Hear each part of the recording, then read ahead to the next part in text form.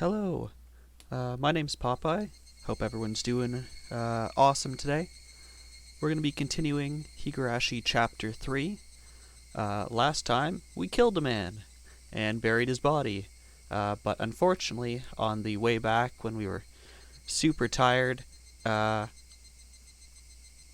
we had we ran into someone who basically worked out that we had just murdered someone, and we're pretty sure they also murdered someone. So hopefully we have this kind of mutual thing of don't tell other people we murdered people, and it'll all work out. So today we're hoping that everything works out, that our alibi is fine, and that no one knows that we killed someone yesterday. So this is chapter 11. This game is almost done. I think there's 12 or 13 chapters. I can't remember exactly how many. I want to say it's 12 and then the after story. So we're getting pretty close to the end. And yeah, we're going to get back into it. At first, I thought it was a dream. I was staring at this strange sheet, not really understanding what it was. That was all. I didn't go after it, nor did I ridicule it. The fact was that boring view was the ceiling of my own room, but I didn't realize that for a fairly long time. Yes. I thought I had been dreaming, but I had actually been staring at the ceiling the whole time. Lethargy induced by the voices of the cicadas. Even after I realized I was awake, I couldn't draw forth the energy to sit up. Everything I could see, everything I could hear, everything was like a television broadcast that had already ended. It was hot. So hot I could choke on the heat. My back was moist with night sweats and it felt gross. Now, I bet we didn't really take a shower after we got home. Hope her mom's okay that we probably tracked mud everywhere through the house. It's not suspicious at all. Unable to endure it any longer, I tossed in my futon, and finally blood started coursing through my brain. I lazily recalled the long day I had yesterday. Hope today's a day off of school, otherwise I'll be even more suspicious. The reality is I lay here listening to the voices of the cicadas, and yesterday, so different from it. In order to kill Sadako's uncle, I had rehearsed, formulated a plan, and dug a hole. And killed a man! It was very hot, and I was tired, wasn't I? And when evening came, I went to school and called him out on the phone. I panicked for a moment when he asked where the police station was, but it worked out.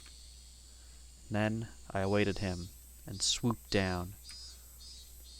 I couldn't remember any more what sort of emotions I'd let control my body. In any case, it didn't go smoothly, but I did. It was very hard to dig the hole for the body, a second hole. The feel of that rain pelting down on me, I don't think I'll ever forget it. The rain, the mud, and the sprays of blood. The sensation of floundering in a swamp. I met Takano-san on the way home. That wasn't good, no matter how I interpreted it. It was the most misfortune and uncalculated thing that had happened that night. Everything would have been perfect if only I hadn't encountered her. Ha.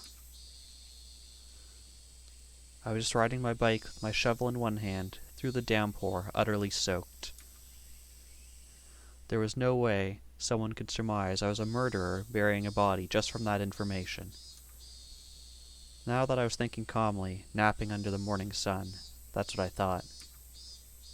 Still, the more I think about Takano-san's eyes, it seemed like she understood. Takano-san, she knew that I'd killed someone, buried them, and that I'd been on my way home, exhausted. Yeah, I guess you missed last stream, man. So last stream we killed a man, buried his body, and then on the way home we're super exhausted in the pouring rain, riding our bike home, and almost get hit by a car, and end up twisting our ankle, and the driver has to take us home, and uh, the driver looking at us, exhausted, lying about where we came from, with covered in mud and with a shovel, basically surmises that we've murdered someone, and also basically admits that they also just murdered someone, and that we should keep quiet for each other's sakes.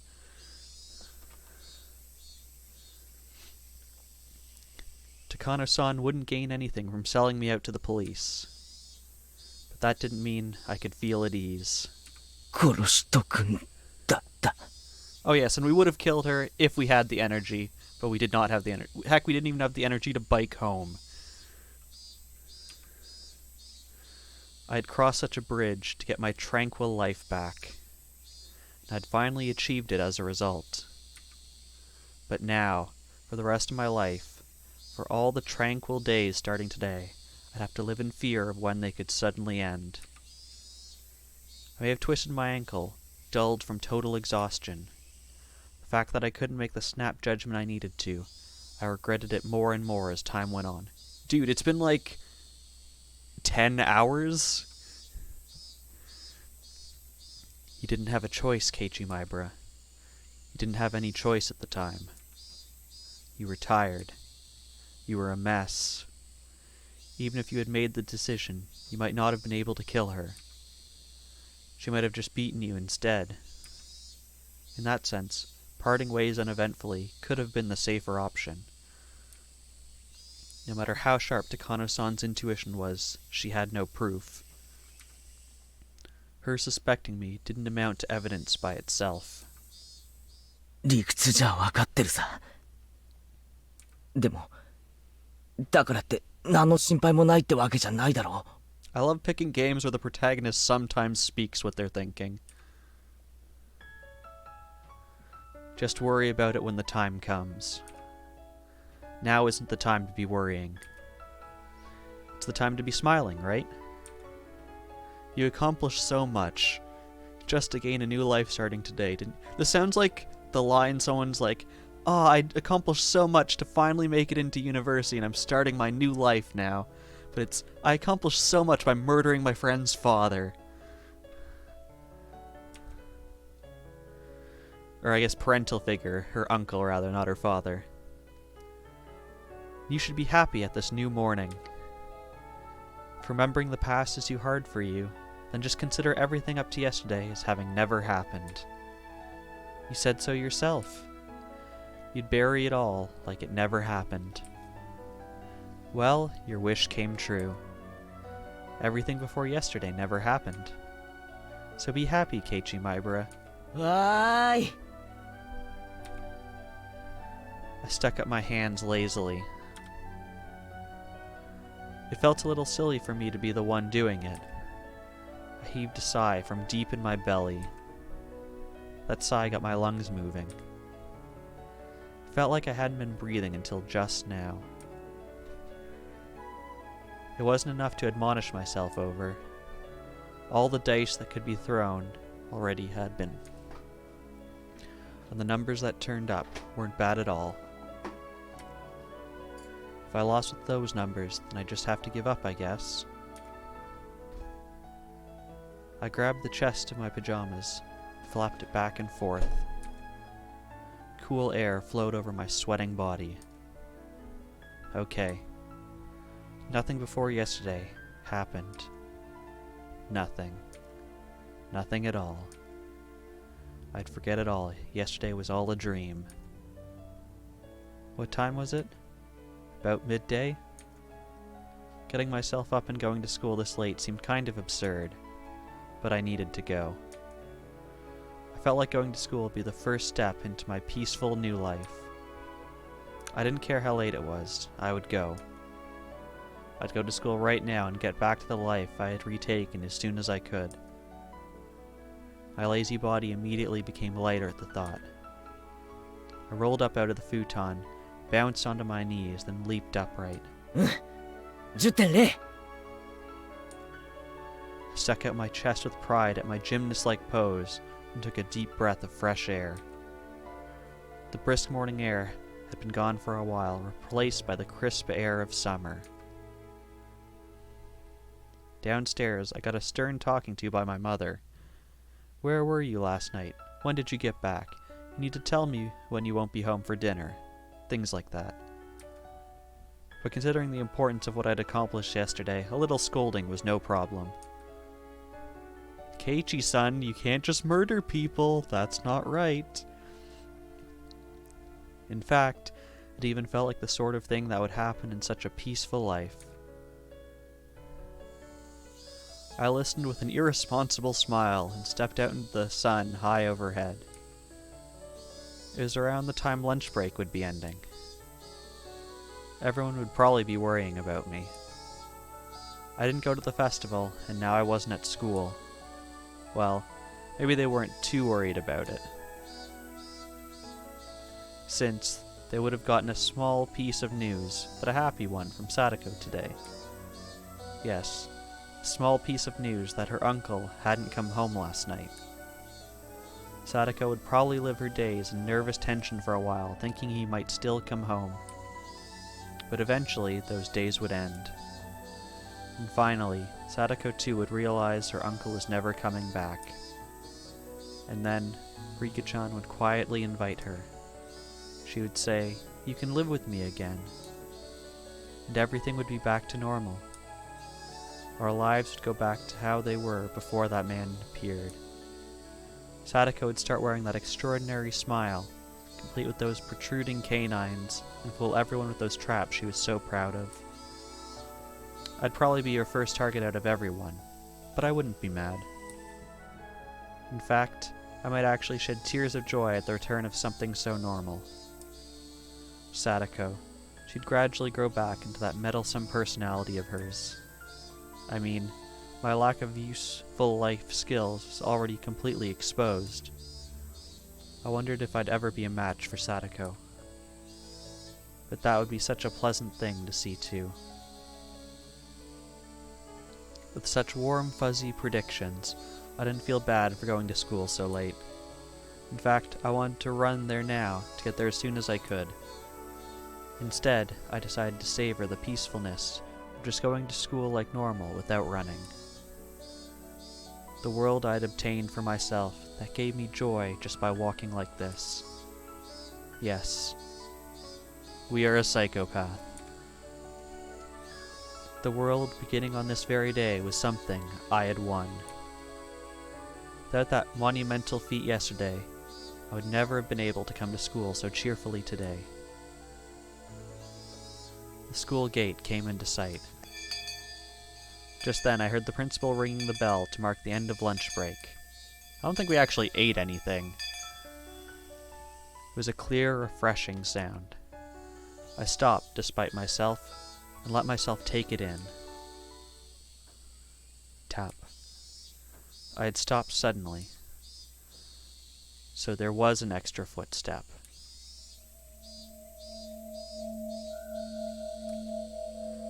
With a noise, the blessedness I was feeling throughout my whole body withdrew into any pore it could find. And as if to replace it, I felt like hundreds of hairy caterpillars were climbing up my feet. I turned back, but of course nobody was there. A single footstep could have easily been my imagination. But the footstep felt so ominous. That extra footstep I had heard after seeing Takano-san off last night. Everything that happened on that insane night, I didn't mind something like that happening once. It had been a hell of a night after all. In fact, having just one hallucination was pretty fortunate. But those footsteps should have ended with yesterday.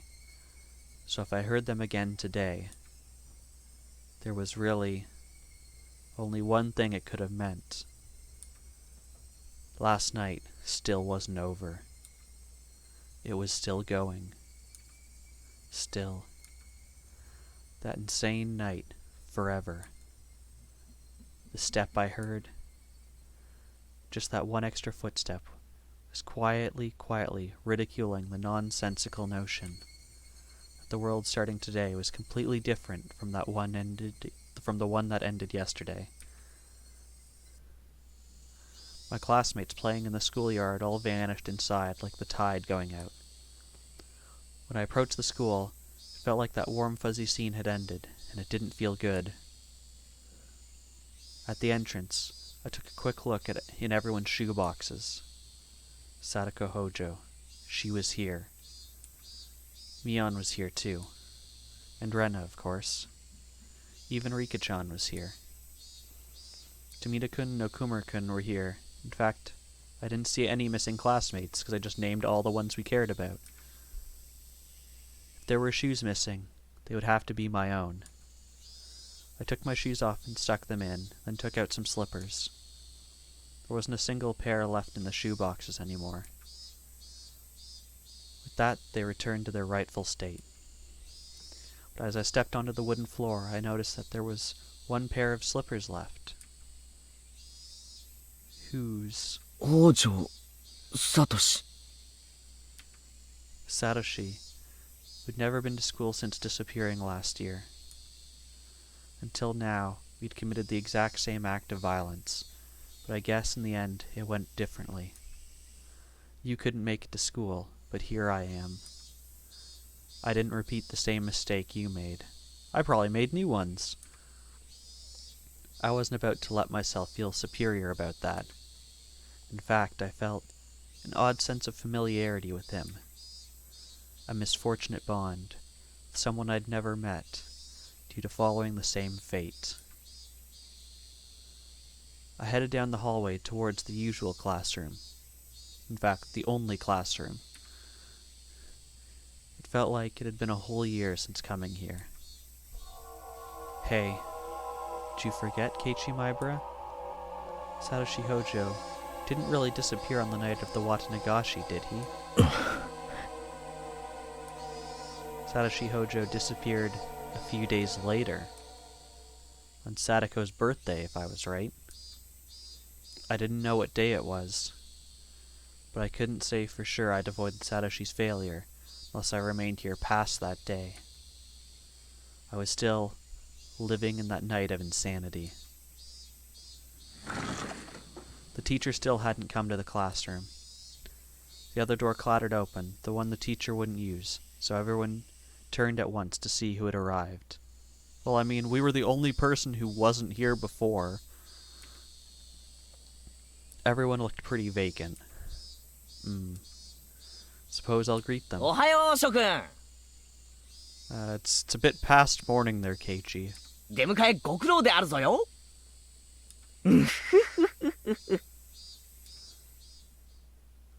Silence.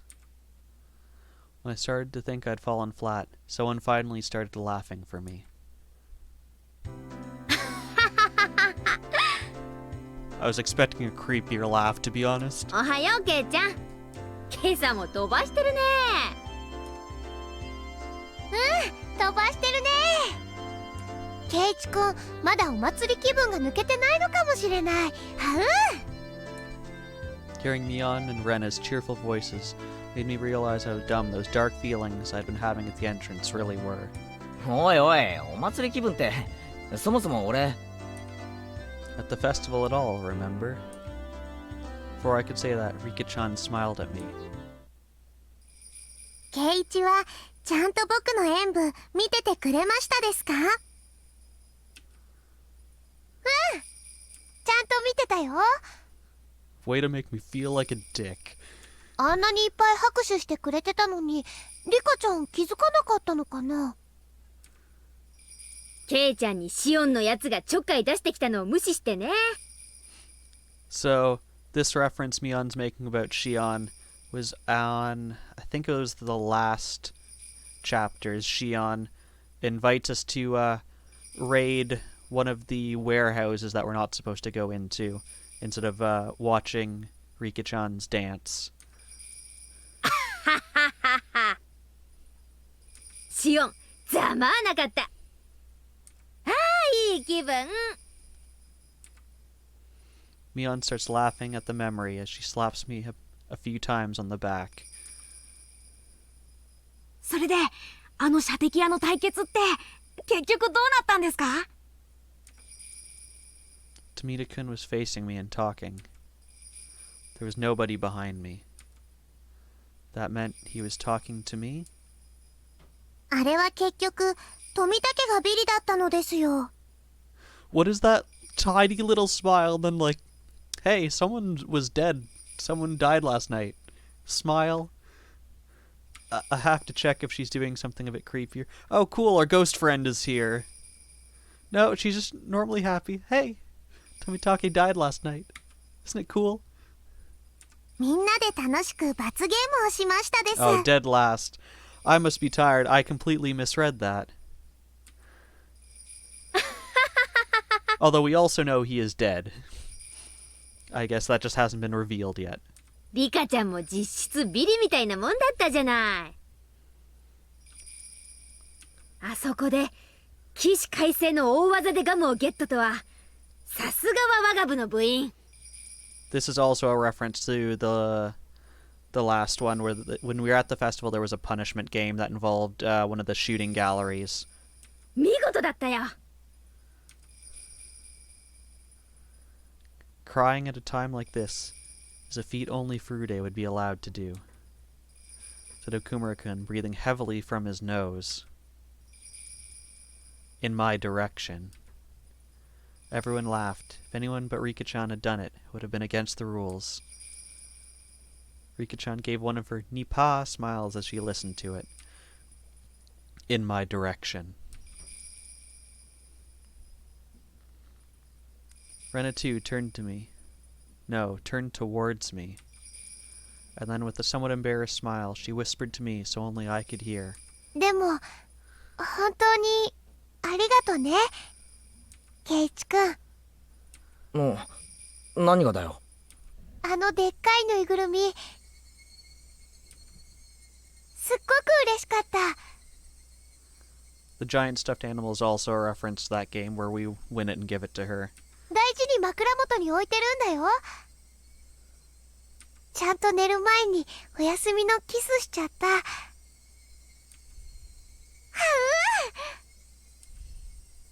The class laughed at that, cheering and jeering. This whole time, the conversation had been a little bit off. I wasn't quite getting it. ぬいぐるみがどうしたって？どうしたってほら昨日のお祭りでみんなで頑張って落としたよ。でっかいぬいぐるみ。でっかいぬいぐるみ。 Rena seemed taken aback, but when she answered, she did it with a smile. なかなか倒せないから額を狙ったり素早く何発も撃ったりしていろいろと試したんだよね。それでケイチ君鉄砲を何丁もあらかじめ用意して素早く撃ってみせてくれたんだよね。かっこよかった。はう Wait, who was this? あの後の飲み会でさ、町内会の会長連中にもケイちゃんの評判すごく良かったんだよ。ケイちゃんの売り工場に惚れたって騒いでたのは子供会の君吉徳蔵会長だったかな。次の祭りではぜひケイちゃんに何店舗か任せたいって言ってた。 Yeah, we in the last game you also give several speeches. One to basically get as many people as possible to eat from a certain food stall, and another one I think during the shooting match, talking about harder giving it your all, something like that. 徳蔵はお祭りの実行委員会の模擬店部長さんなのです。 But we all know that we weren't there last night. Maibara-san is great at making things sound good, isn't he? Yep, whenever he talks about something, it seems a lot better than it actually is. You can't say that. ケイチ君って売り子さんの才能があるんだね。きっとバナナの叩き売りとかやったら上手だと思うよ。さっきから何の話だよ。だいたい俺 I didn't go to the festival in the first place. I swallowed those words. I didn't know exactly why, but in Hinamizawa, this is what had happened.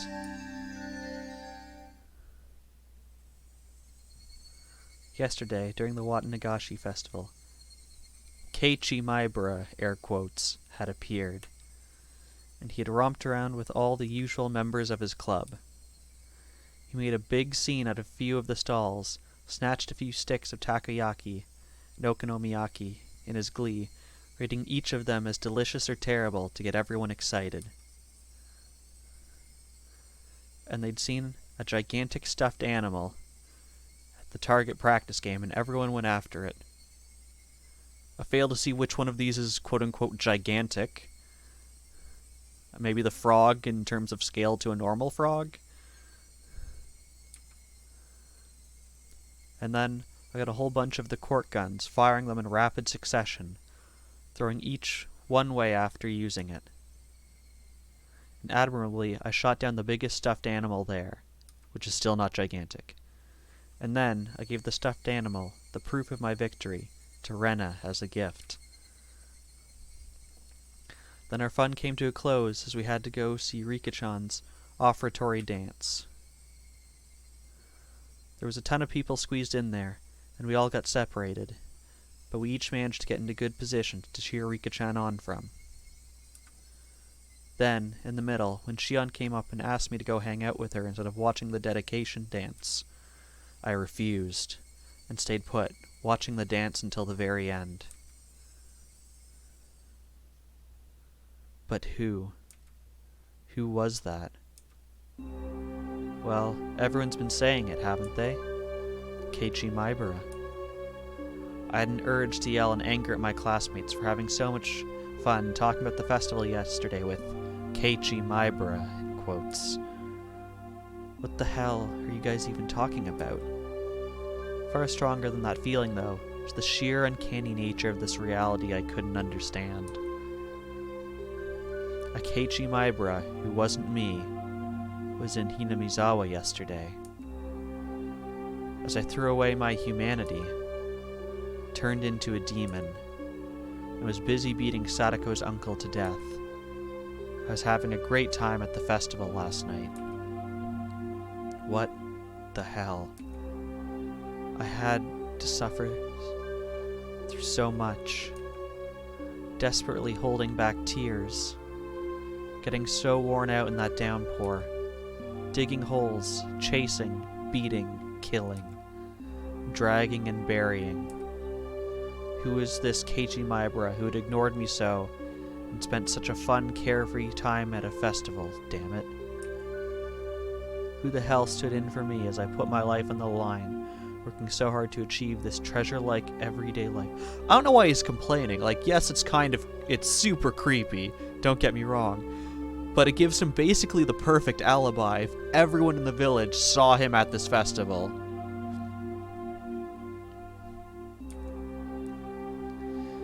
If there was another Keiichi Maibara besides me, then what was I?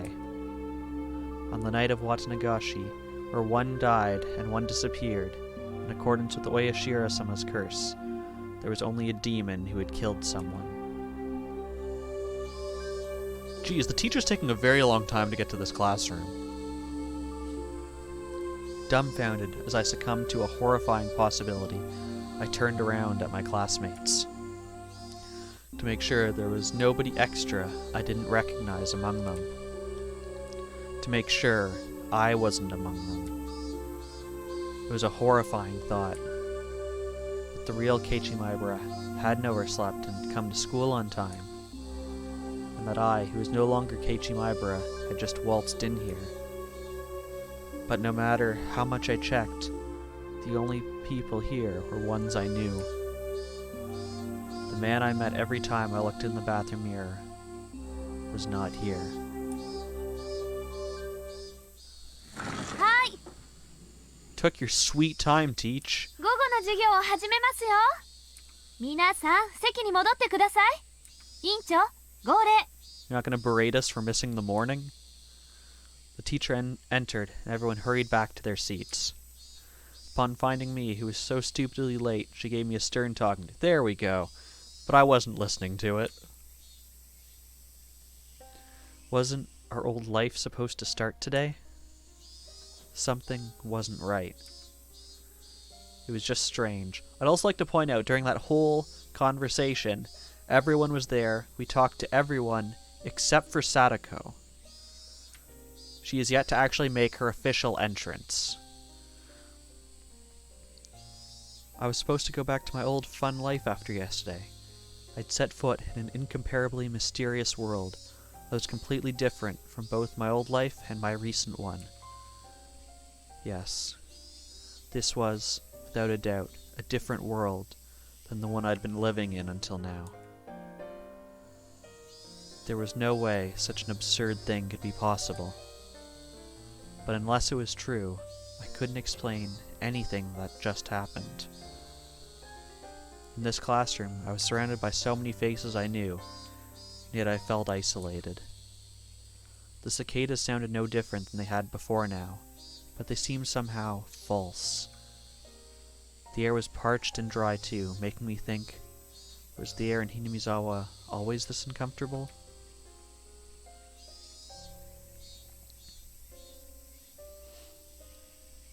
Oi, Lena.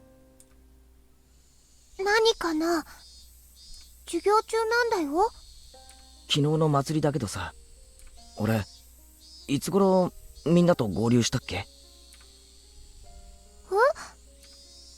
To be honest, I was pretty excited afterwards, and gobbled down some cans of beer. I mean, it's kind of embarrassing, but I don't quite remember some things. For random babbling, it wasn't a bad excuse. ケイチ君、最初は来れないって言ってたんだよね。みーちゃんの家にそう電話したんでしょ？ That matched. I called Mion and told her to take Sadako in my place since I wouldn't be able to meet up with them due to things I had to do. Yay for さとこちゃんを vagueness. 誘ってあげようっていうのは、みんなでお祭りの準備をしてた時に決めた Welcome, んだよ。 Deadbeard. It has finally happened.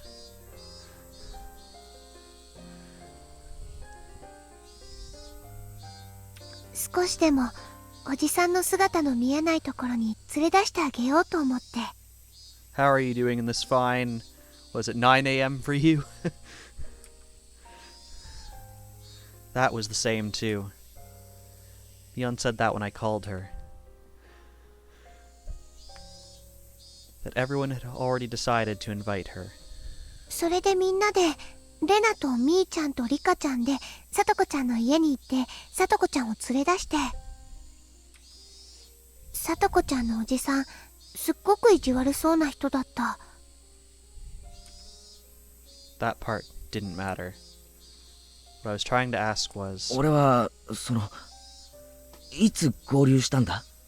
Oh yes, Deadbeard and Mim, you can officially meet.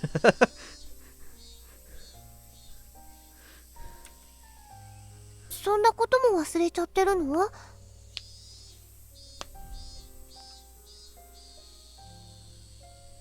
ケイチ君、だから祭りの前の日はよく寝た方がいいよって言ったのに。 You're just getting into bed now. Oh man. I don't know if I could ever live your sleeping hours, Deadbeard. だから、俺はいつ合流したんだよ。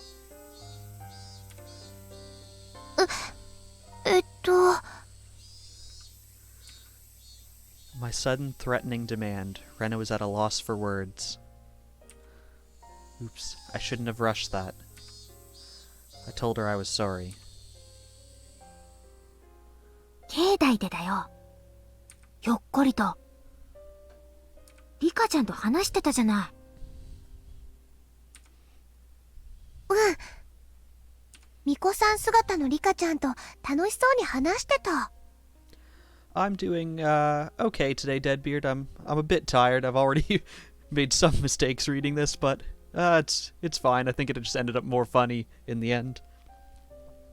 それでレナも加わって、はう、お持ち帰りって。And I finally got through today a bunch of work I was doing that we'd originally planned to get done last Friday, but ended up ballooning and was going to take this week. So I'm happy that all of that is finally done. リカちゃんと話してたのか。ケイちゃん、用事か何かがあったんじゃないって私が聞いたらさ、ケイちゃん胸を叩きながら自分で言ったじゃないのよ。用事なんかより祭りで大暴れする方が大切だぜって。I didn't say that. I never said anything like that. I never even went to the shrine grounds yesterday to begin with. Yes, mistakes will get more of my beautiful voice, and, I mean, if I make any dumb mistakes, you can now quote me, although I think Mim has to do that as he is the mod. But yes, Deadbeard, you encouraged me to up my command game, and I have done it.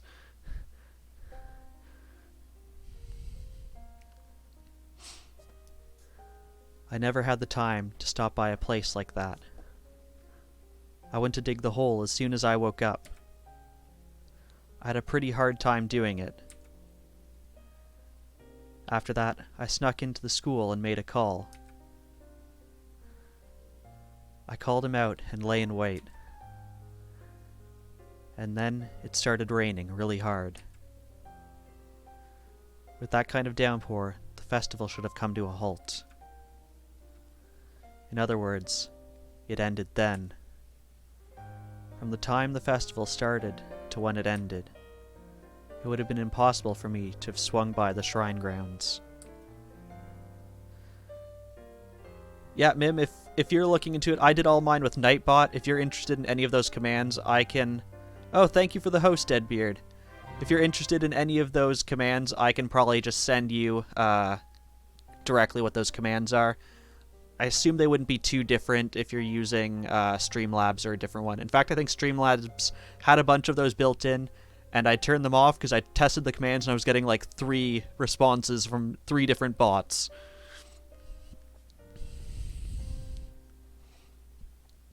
Oh yes, and also for you, Mim, as a mod, I have a shout-out one. So for example, I can throw a shout-out to Deadbeard for that awesome host. You can use SO or shoutout, both are the same.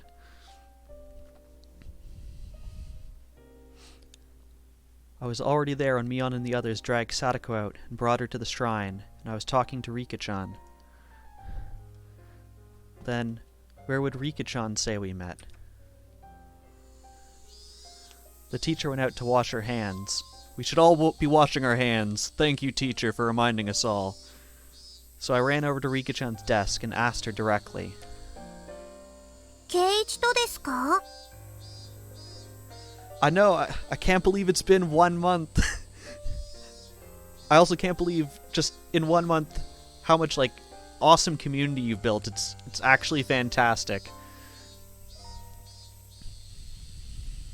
ああ。リカちゃんはミオンたちが来る前から俺と話してたんだろ。いつ俺に会ったんだ。いつどこでだよ。圭一が何を聞きたいのかわからないのです。 Also, Deadbeard, since this is the first time you're here, this game actually has 3 different art styles. This is the one that comes on the console versions. I believe it's on PlayStation and now on the Switch. This is the remastered art, which I like and is actually closest to the anime. And here's the art style that chat voted I should use and now I'm stuck with. 俺昨日寝不足で半分頭がぼーっとなっててさ。何も覚えてないんだよ。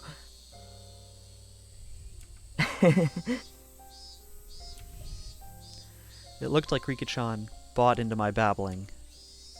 圭一と会ったのは集会所から村長さんたちと出てきた時なのです。圭一は西宮殿の扉の前にいましたのですよ。 Really, was I your first follower from a stranger? Wow. Yeah, I also can't believe I caught you on your first stream. I don't even know what happened. I don't even usually watch Paper Mario.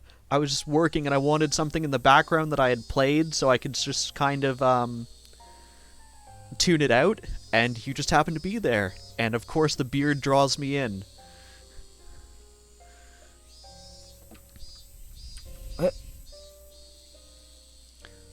Oh, and something I actually learned is this art style actually has mouth motions. Let's see if I have it active. When they redid this game for the Switch, they added lip syncing 7. So I can't remember if I currently have it turned on. But we'll wait until she starts talking and see if it's got the lip syncing on. I'd never heard a building called that before. I am playing this on Steam. Mainly because of the discounts and because I have 0 capture cards and honestly probably wouldn't spend the time trying to hook it up anyways. Or maybe I have, but at the very least, I wouldn't know where on the shrine grounds it was. 村長さんがそこは神聖な場所だからみだりに近寄ってはならにゅうと怒りましたですよ。 There we go, lip syncing, but only in this art style because they did it for Switch. But as requested, I'm going back to this art style. ケイチ、それも忘れてしまいましたですか？ I was too scared to ask any more. The more I asked, the more it became clear, without any doubt, that Keiichi Maebara was present at the Furude Shrine Grounds during the Watsunagashi Festival. Yep, I mean, I probably shouldn't have given chat the option. That's my own fault. But I mean, it's had some good funny moments as we all make fun of the art. No, Mim. So this is, I believe, the second last chapter in this game.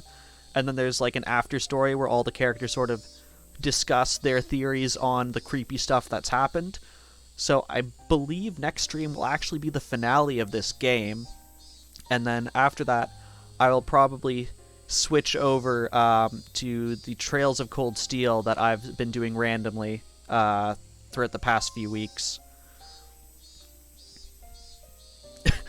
Let's be honest, you'd both still vote for this just to annoy me?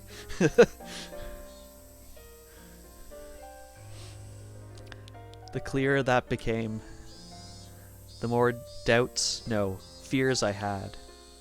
Who on earth was I yesterday? Whoever that was, he had a good time in my place, and managed to go the entire day without letting them notice I wasn't there. Oh right. When did that person leave everyone? This morning my mother got mad at me for having stayed out so late last night, which meant at the very least that Keiichi Maebara hadn't come home while my mother was still awake. The festival would have been closed because of the downpour. If I recall right, when I went back to the house's storage room to get another shovel, I think the clock said 7. Since it was already raining hard by then, the festival would have had to close down before 7. If I'd returned that early, I definitely would have run into my parents. Or at the very least, they wouldn't have asked me when I got back last night.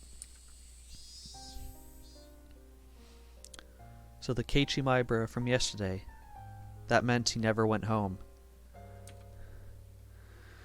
If you enjoy this narration, the game I've been playing, other than this, sort of as a side game, it has this weird thing where sometimes the characters are voiced and sometimes they're not, and Mim requested me to give them a voice when they have no voice dialogue.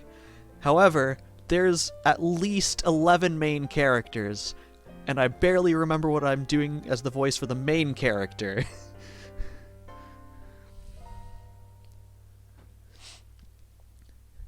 That meant the downpour happened. The festival was broken up. Everyone left. But he didn't go back to the house.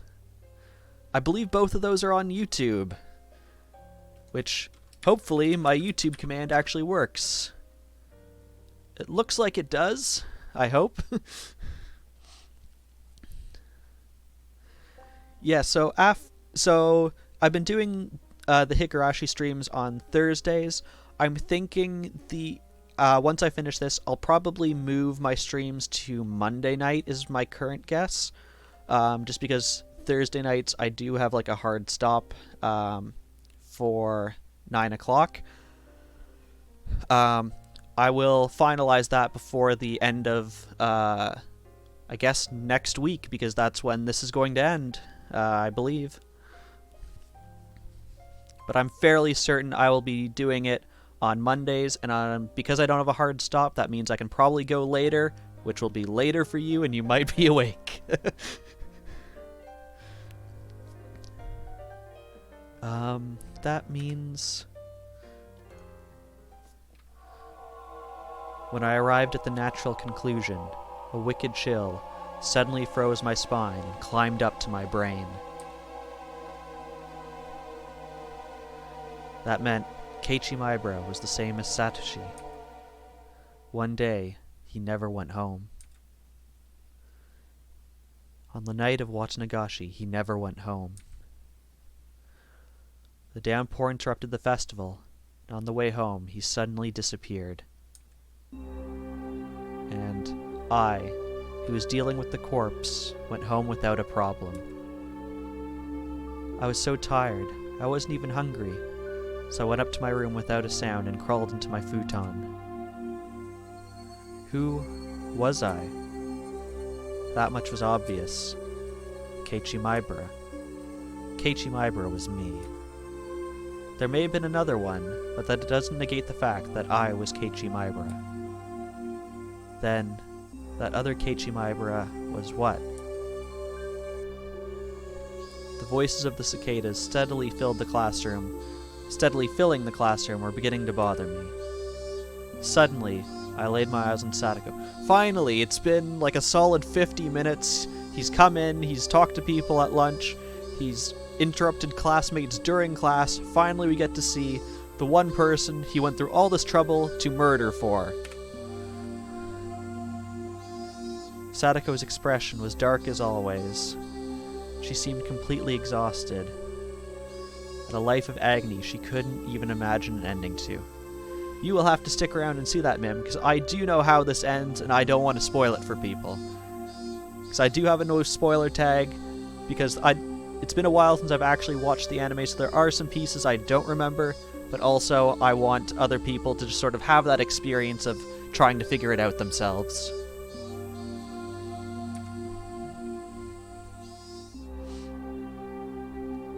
What had last night been like for Sadako? Did she have fun with everyone and feel a little happier, if even for a moment? And when she went home, the end of her dream, she'd probably gone to sleep, afraid of when her uncle would return.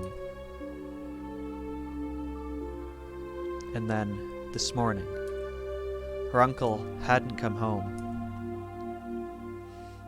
And then, she went to school. Right now, she must have been trapped by the rotten idea from which she couldn't be saved, that her uncle would need her when she got back. But you can rest easy, Sadako. Your uncle won't ever be coming back. I couldn't tell her it was because I'd killed him. When Sadako realized on her own that her uncle would never return, and that would truly be the end of the long, insane night. That's right. I didn't do anything wrong. I did the best possible thing I could have as Sadako's Nini. Murder!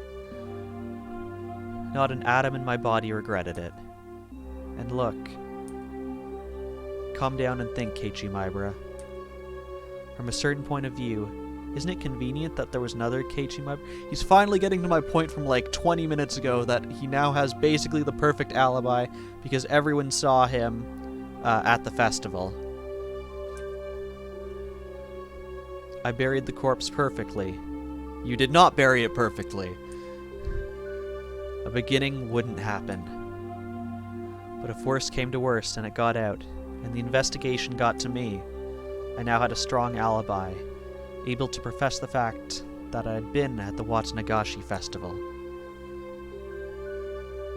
But accepting something so creepy and using it as an alibi, Still, if I had proved I hadn't gone to the festival yesterday, it would do no good and a whole lot of harm. That was what left the reality actually was what left the really actually bad aftertaste. You'll forget about it, Keiichi Maibara. Everything that happened before today. Just forget about the Keiichi Maibara who was there yesterday too. Instead, let's watch gently over Sadako for the day her smile returns. Yes, ma'am, you are the confusion.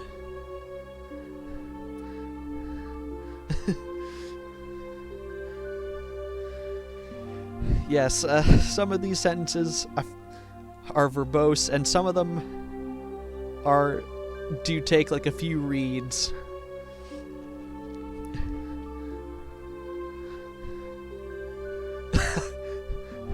More coffee.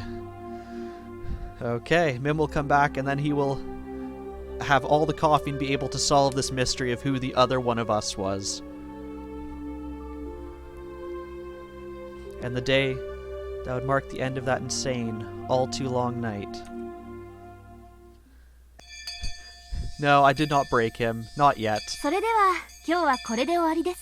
Although I've come close to breaking him by I've made him play Undertale, and that is slowly breaking him. 皆さん、寄り道をしないでちゃんとお家へ帰るんですよ。委員長、号令。起立。気をつけ。 Goodbye. I thought about many things, and saw my thoughts dispersed by many other things. I didn't know whether or not that time had been spent worrying or daydreaming, but either way, it came to an end along with the class. Oh yes, I guess you will have a lot of time to catch up on videos soon.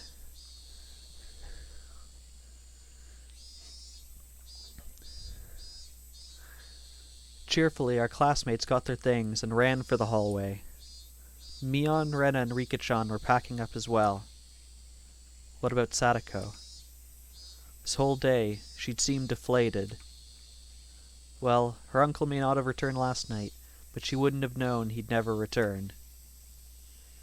How much I wanted to express that fact to her. Sadako packed up her pencil box and math workbook messily, and after a dark glance at the clock, heaved a sigh. Then went to leave the classroom. Then suddenly, someone placed a hand on her shoulder and stopped her. 何ですの？私、ちゃんと水やり当番もやりましたし、プリントだってちゃんと。 Her words, possessed by a persecution complex, hurt. I spoke loudly so everyone could hear. なあみんな、さ、今日は久しぶりにやらないか？部活。Sadako always had to tend to her uncle, so club had been on hiatus. In our minds, our club was proof of a calm, peaceful life. By enjoying being together, I want to make Sadako realize her days of darkness were over. レナは、いいよ。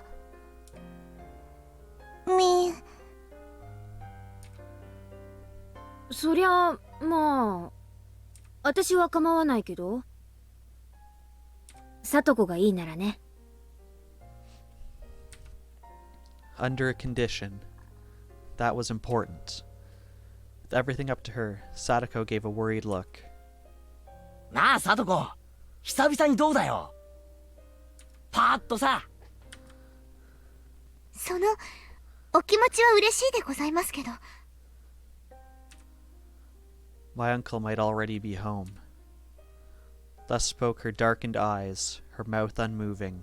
聡子もさ、連日息が詰まるような生活をずっと続けててさ、もう窒息寸前だろ。そんなのは心にも体にも悪いだけだぜ。やっぱりたまにはパーッと弾けなきゃな。放っておいてくださいまし。私だってそりゃ部活がまたやれたらと思っていますわよ。 With one word, but. She looked down. みんなで遊んだ方が楽しいのは貞子だってよく知ってるだろ。俺たちは仲間だぜ。みんなで一緒に過ごすようにできてるんだよ。貞子だって昨日みんなでお祭りで騒いで楽しかったろ。 Yes, ma'am, I think you were away. I was telling Deadbeard that I've been breaking you by making you play Undertale. Rena nearly said something, but she was too late. ケイチさん、何を言ってますの？ My arm on her shoulder seemed to weigh her down, and she threw it off. 私がお祭りで楽しく、いつ遊んだって言うんですの？楽しく遊んだのは、ケイチさんだけじゃありませんの。え？ I looked over to Mion for help, but now everyone was looking down. My instincts told me that Sadako hadn't gone to the festival. But Rena said it herself, that she went with Mion to Sadako's house to invite her. さとこちゃん、途中で帰っちゃったの。神社には行かなかった。どうして？ I realized the absurdity of what I'd just said with Sadako in front of me. おじが家で待ってるのに一人だけ遊んでると悪いって言って、神社の直前で。私たちも引き止めたんだよ。今日はおじさん公認だからちゃんと遊んでも怒られないんだよって。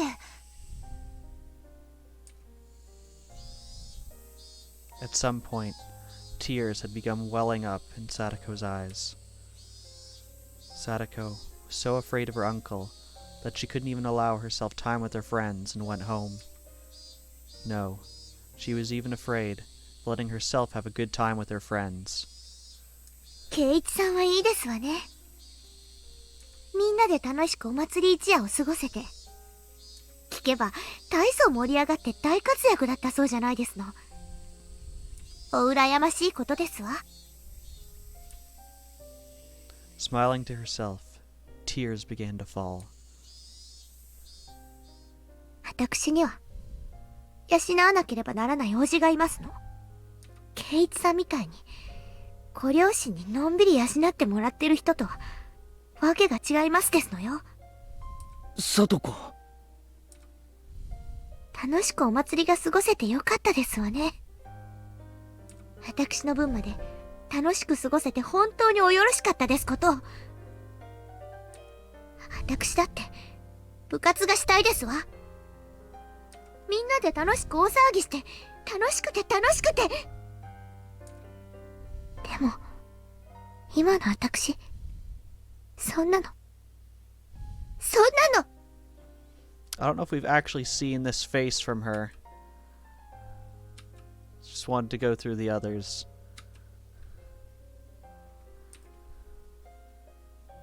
Unable to withstand such violent emotion, a few teardrops slid down her cheek.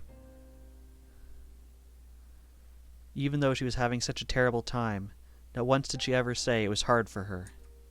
It was a sad, obstinate bravery. But the days when Sadako had to feel like that were over. Sadako didn't need to endure it, to bear it anymore. She could forget all about it now and smile. I was so frustrated at not being able to tell her that directly.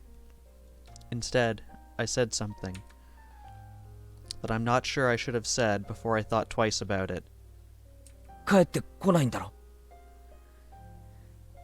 Yeah, basically anytime we encounter a new character or a new expression, I tried to cycle through all the art just to give everyone a taste of what it could have been, and for myself, because I'm also quite curious about it. あいつは。 The words were deeply meaningful to me, but I didn't know if Sadako understood them. 帰ってこないって誰がですの？ゆうべは帰らなかったんだろ。お前のお家は。何を言ってますの、ケイチさんは。Sadako shouted with all her might. あいつがいついなくなったって言うんですの？いつ？落ち着けよ。だって昨日あいつは帰ってこなかったろ。圭一さんが何を言ってるのか全然わかりませんでしたよ。さとここそ何を言ってんだよ。だってあの男は。 Don't say it. I killed him. I killed him yesterday. I killed him for sure. And I buried him whole. He could never have returned to his house. 昨日だって私にいっぱい意地悪して怒鳴ってわめいて当たり散らして作ったご飯を投げられた。お味噌汁もひっくり返された。暑かった、汚かった、そしてお掃除も私がした。私が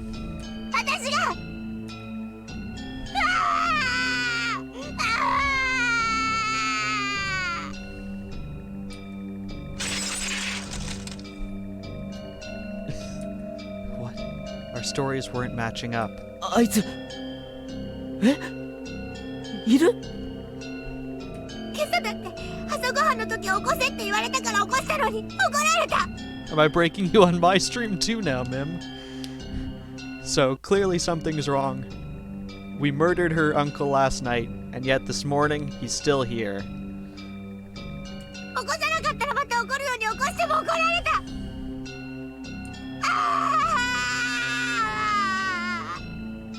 さとこ。 Rika-chan went over to Sadako and said a few words of consolation. Actually, I'm curious now what the negative versions look like in each of these.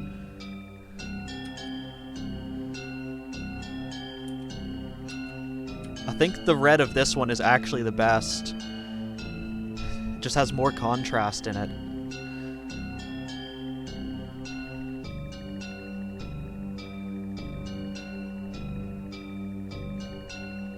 Sadako angrily refused those words and thrust Rika-chan away.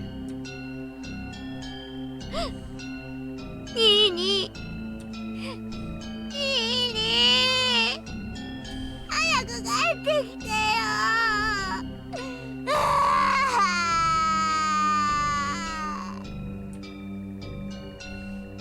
Crying, Sadako slowly walked out into the hallway. After a moment, Rika-chan went after her. I couldn't stop thinking about the words Sadako had spoken while crying.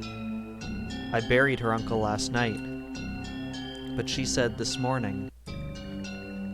That was impossible. I buried him last night, so she couldn't have seen her uncle this morning. What was Sadako? At that point, I heard Mion's cold voice.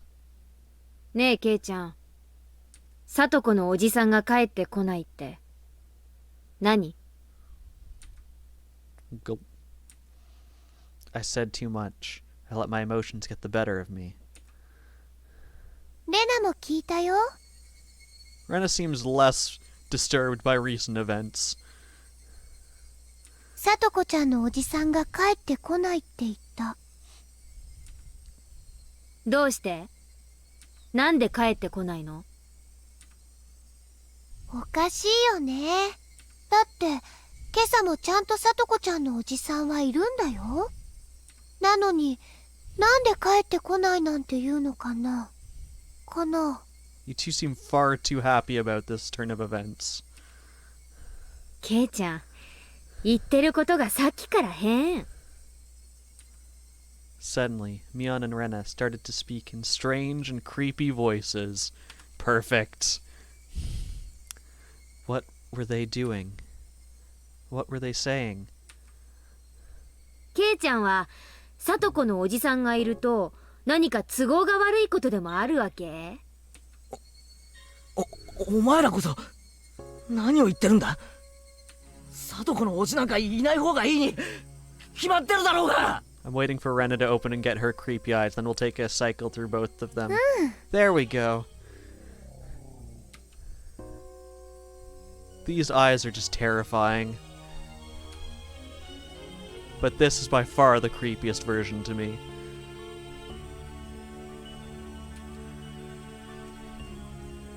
Like, these ones, they have, like, the same expressions, but their eyes change. Like, this one especially, they look super creepy. I'm pretty sure they changed more than just their eyes on that. それはもちろんいない方がいいよね。よね。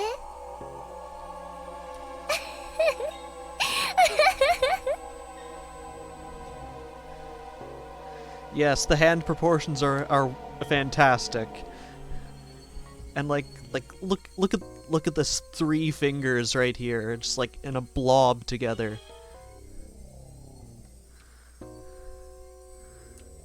Yep.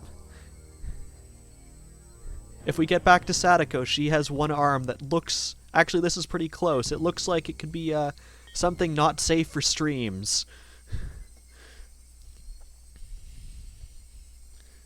Something wasn't right. The next thing I knew, Mion and Rena were smiling thinly, and their eyes were dark and muddy in a way that I'd never seen before. That is not true. We have totally seen this, at least from Rena, at this point in the game. As our eyes met, that mud even seemed to fill the air.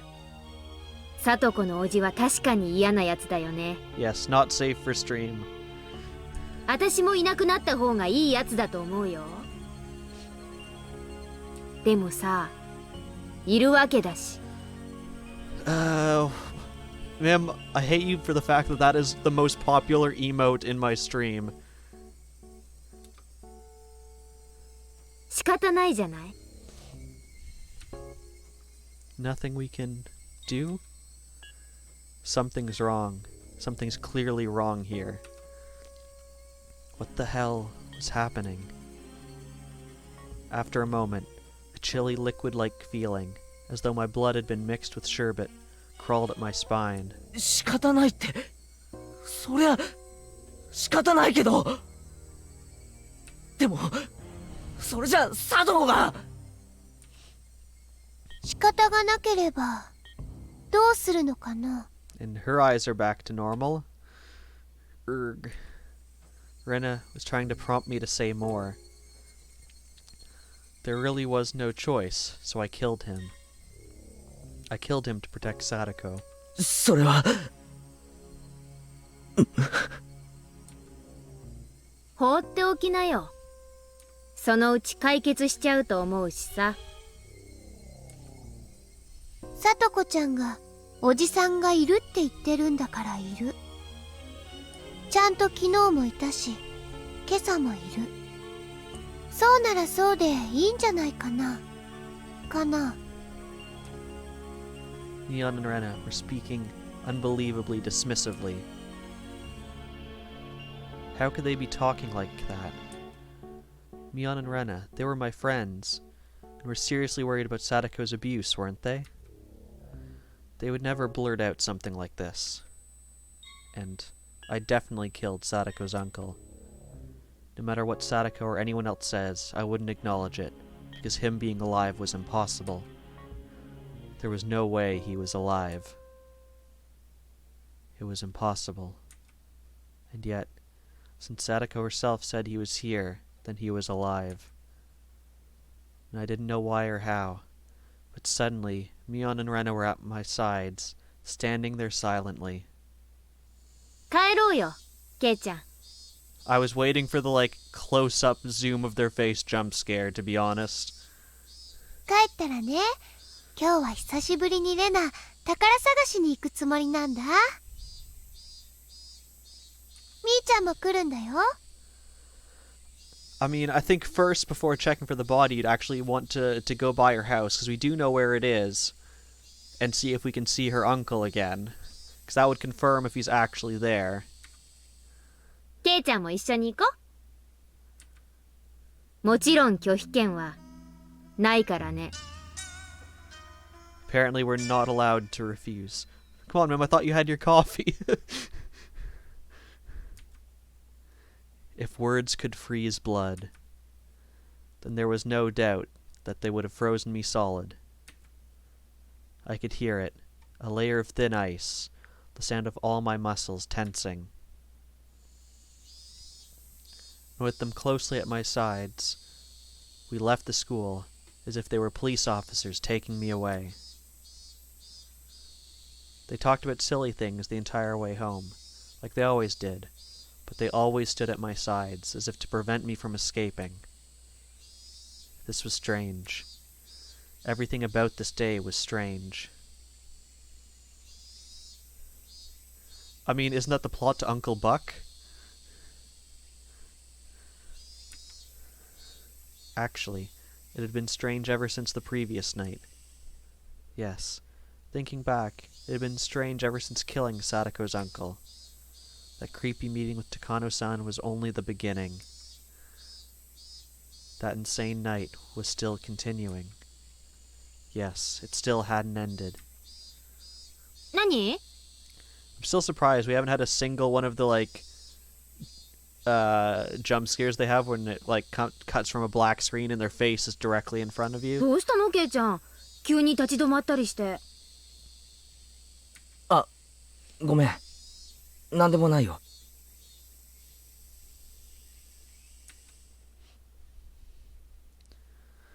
I will consider it as my title for next stream then, Uncle Hunting. Because I get the feeling that next stream is going to be us trying to kill him again. But in a much worse state of mind. When I stopped, it was distant, but I definitely heard them. An extra set of footsteps. That was proof. Proof that insane night hadn't ended. Mion left where she usually did, and finally we came to my house. じゃあね、ケイチくん。お家で待っててね。レナ、すぐに迎えに行くから。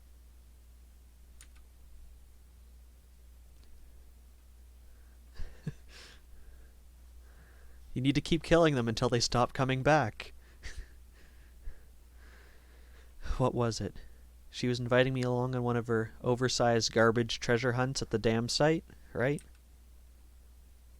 But why now? Mion coming along was strange too. Mion may have accepted Rena's little hobby, but she hated fishing through garbage, so she'd never come with her before. And the location, specifically being the dam site, was a little creepy. The dam construction site was completely outside the flow of everyday life. It was so remote that no one ever went there unless they thought to it in particular. Nobody lived there, and there were no lights, so at night it got dark very quickly. I was being forcibly invited there. There was no reason I had to fear Ren and Mion. Besides, wouldn't the trouble I'd make by refusing them be a real pain to deal with? In that way, it didn't seem like going treasure hunting with them was a bad idea. But that insane night was continuing. Haven't the sirens of instinct been wailing in my mind for a while now? Warning me that Ren and Mion were strange. That I needed to be cautious. The warning sirens were so freaking loud, it felt like my head would split in two. あ、レナ。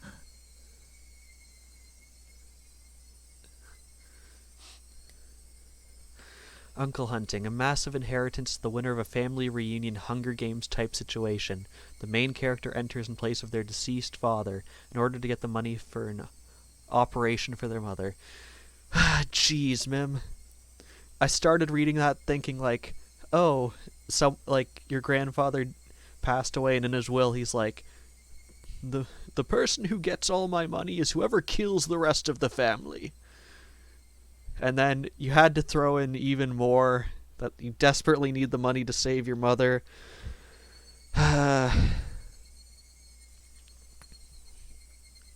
俺、実はちょっと用事があるんだ。用事？ Commit murder a second time. 何の？なんのって、用事だよ、用事。用事ならなんでみーちゃんがいるうちに言ってくれなかったの？みーちゃんとはダム現場で待ち合わせって言って別れちゃった後なのに。 Plot twist, at the end they open up the will and he has nothing. He has no money left. He spent all of it, like, making this Hunger Games style place where they can fight each other, that there's nothing left. All they get is the place where they fought each other. Yes, it's now also a comedy and a family movie.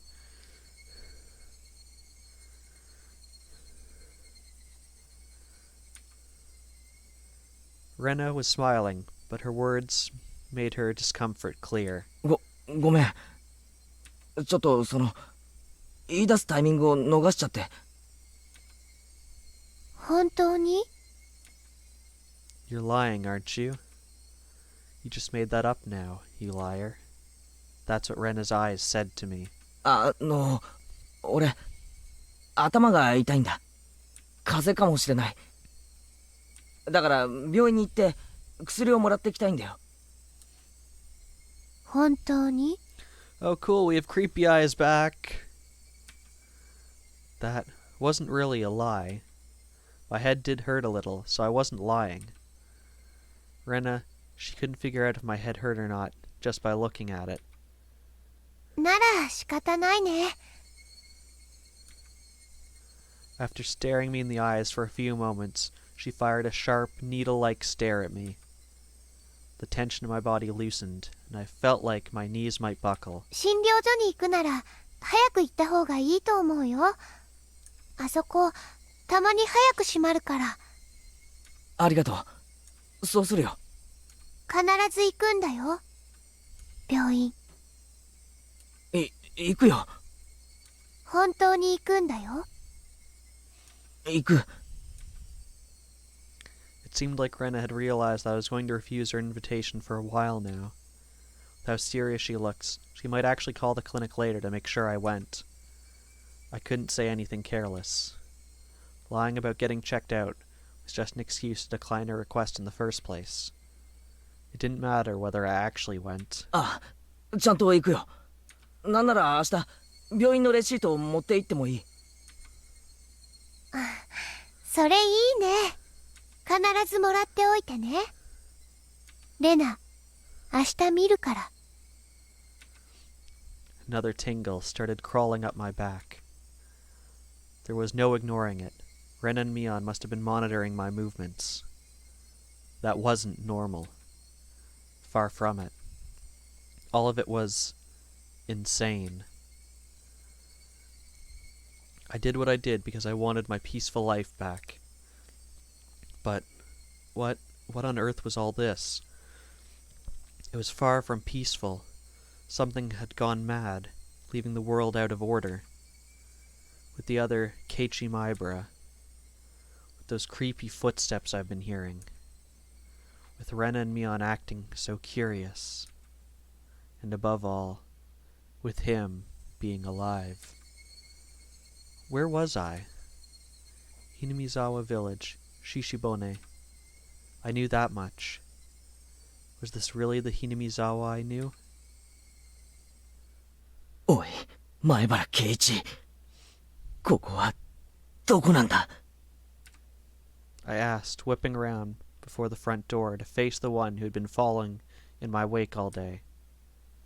Nobody would have been there, of course. Keiichi Maibara, huh? That's what I just called him. Called the one who'd been trailing behind me this whole time. What'd you miss? We walked back home. Rena asked us to go to the dump to help her look for treasure. We lied to her and said we were going to go to the doctor, get some medicine because our head hurt. And she creepily said that we have to bring her the receipt tomorrow to make sure we actually did it.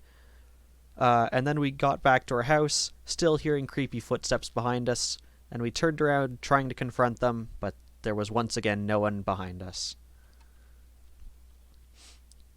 That shadowy presence, always clinging to me, like it was constantly waiting for the opportunity to change places. footsteps, always following me, was another impossibility. It couldn't have been a ghost, so it was just impossible. So the strangeness must have been my ears, my head, or Hinamizawa. Everything I could see was the exact same Hinamizawa I knew so well, and that gave me the creeps. Eventually, I decided to actually go to the clinic. You had to immediately clip me. Oh gosh, what did I do? I will have to take a look at that. Thank you for that.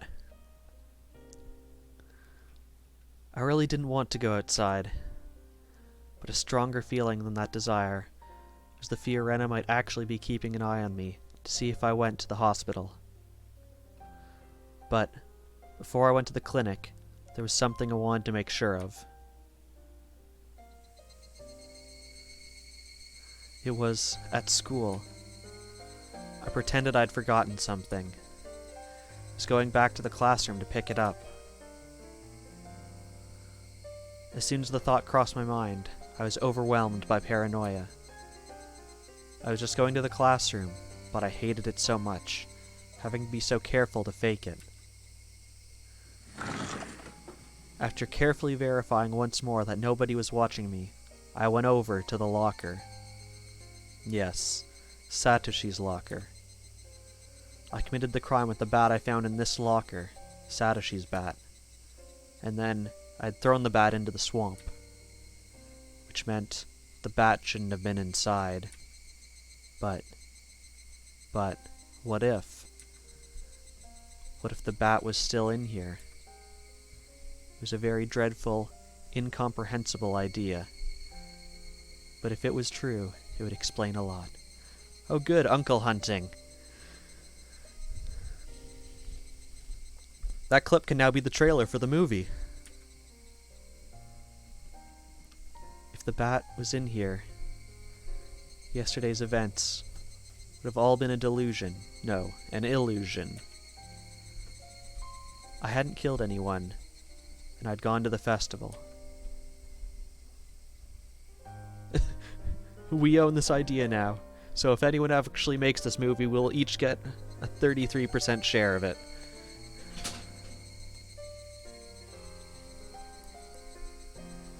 I'll have to check out that clip after. Thanks for that, Deadbeard.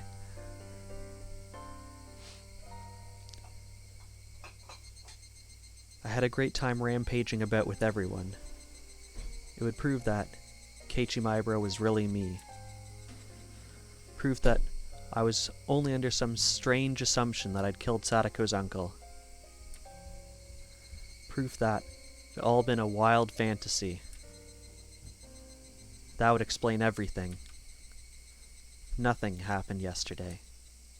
I'd just gone mad, unable to separate my shocking uncle-killing dream from reality. That would explain everything. Apparently Keiichi's already planning the sequel where everything in the first movie was actually a dream. If the bat was here, would I be able to accept that reality? If it was here, nothing will have changed. If it was here, it would just mean I'd gone crazy.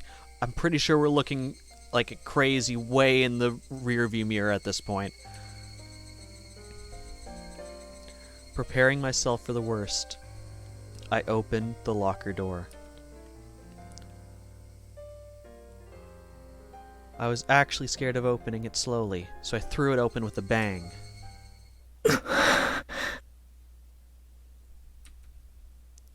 And just like the first time, Uncle Hunting 2, not a dream this time, we promise. Uncle Hunting 3, we kill him this time, I swear.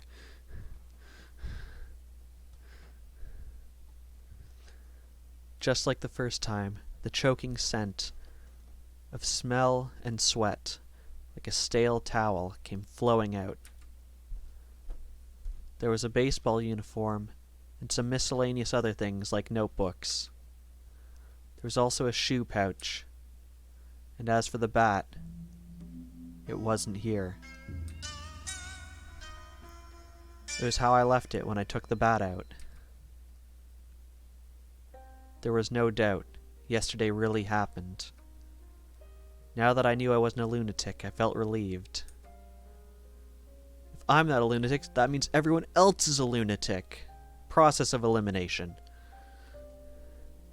But at the same time, if I wasn't the crazy one, then Hinamizawa was. That was evidence of a reality I found just as difficult to accept.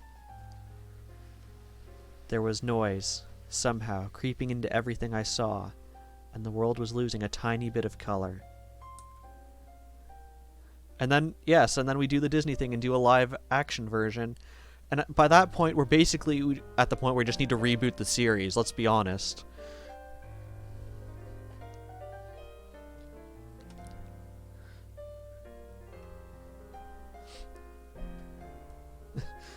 Sony reboot and have a new trilogy. Yes, and we replace one of the characters with an animated character, because that's the in thing. Do we feel better that we aren't crazy, or that actually or is that actually the worst thing? I don't know. Would you rather be crazy, or would you rather everyone else around you be crazy? I think of those two, at least if we looked in this locker and the bat was still here, we'd be able to confirm that we are crazy. Which at least it's good to know that we are crazy, even if we don't exactly know what's real and what's not. We have that frame of mind that we are in fact crazy. Whereas if everyone else is crazy and we're not, I feel like you just continually be doubting yourself as new things happen. And don't forget the G-rated children's spin-off show, Uncle Hunter and Friends.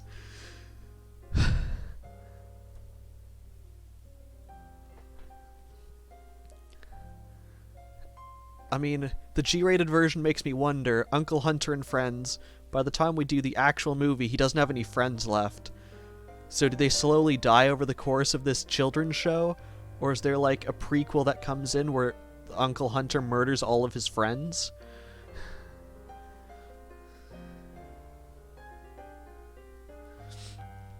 So, what did I know about last night now? So we haven't actually confirmed it, ma'am. What we have confirmed is we went back to the school, we found the bat, which was in a locker we used to murder him, and then we threw it into a swamp, so there's no way it could be here, but it is, and it is gone. So we know that we took out this bat, we used it yesterday, and we threw it away. What we have not done is confirm that her uncle is still around. Now that I'd made sure the bat wasn't there, I didn't need to be here anymore. Can you spell murder? I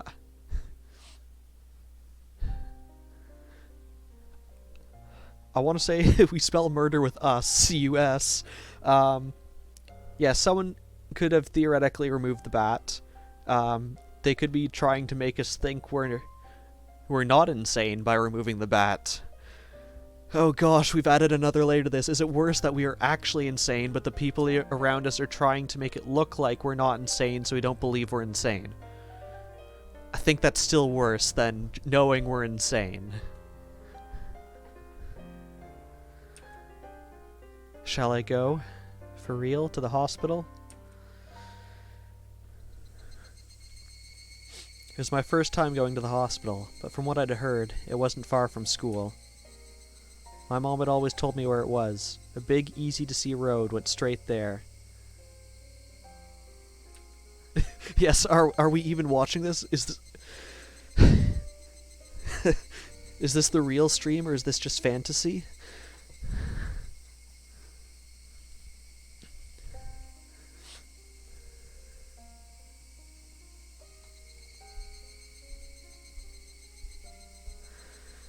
Can you spell backwards? Also pick carefully.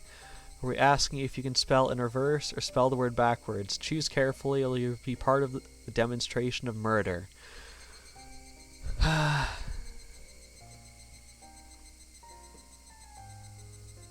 Okay.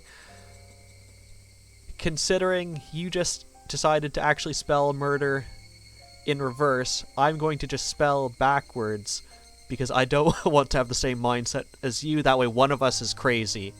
So Backwards. Now one of us is crazy and one of us is not.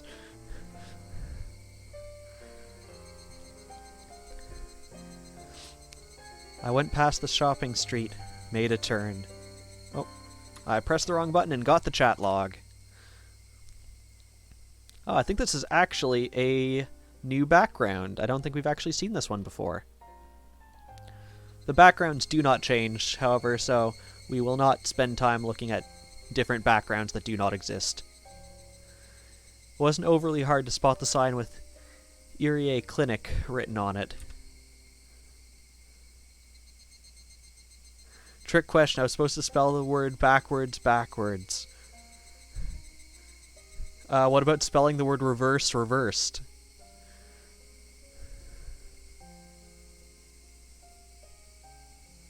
This, however, we've seen. We have been inside the clinic. I think that's in the second game. There was one other person, an older man, there in the air-conditioned waiting room. I went up to the counter and told them it was my first time here.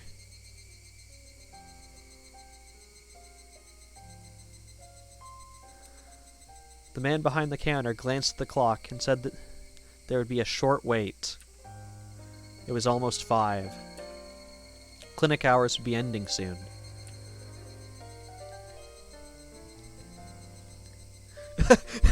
Yay for autocorrect.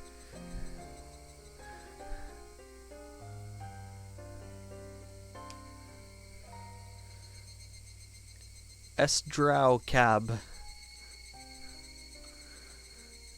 As I sat in this unfamiliar waiting room, isolated from everyone, and let myself feel the cool air, I actually felt relieved. I also found their alligator thing holding, I don't know what that is, the doctor is in, whatever this sign says, I'm not sure. Maybe it's like now accepting new patients. I find that quite adorable. What should I tell the doctor when he comes? I could tell him I had a cold, but I was the very picture of health. Just not mental health. I actually wanted him to check my head. I want someone to confirm for me whether or not I was really sane or not. 前原圭一さん、診察室へお入りください。 Huh? The voice from the other side of the examination curtain. I thought I'd heard it somewhere before. Wait, weren't we in the waiting room and there's an examination curtain here? I thought he'd just call us into the next room. こんにちは。 Okay. Fun trivia. This is actually the exact same background as when we're in the nurse's station in the school in, I think that's 3 episodes prior to this. But I think this is the first time we've seen Irie in this outfit, so we'll take a look at all the different ones. Looks pretty normal. I appreciate that his picture on his badge is literally him standing as he is right now. Oh, you can't see his face in his ID card here. Are you not examined in front of all the other patients in the waiting room in Canada? Not at any hospital I have been to, which fortunately I've not actually had to go to the hospital very much. I've only had to go once in probably my whole life, really. I've only had to go to the hospital once. And no, they have like these tiny little rooms that branch off of it that they call you in there and then they move you into like a secondary.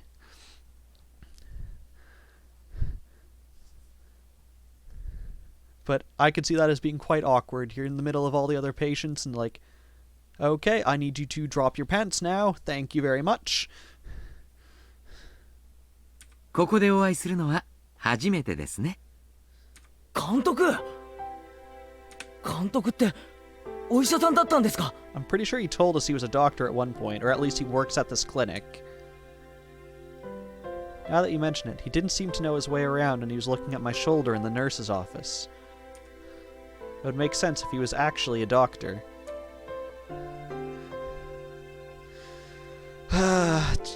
I don't want to ask the things you've seen in a hospital, Mim.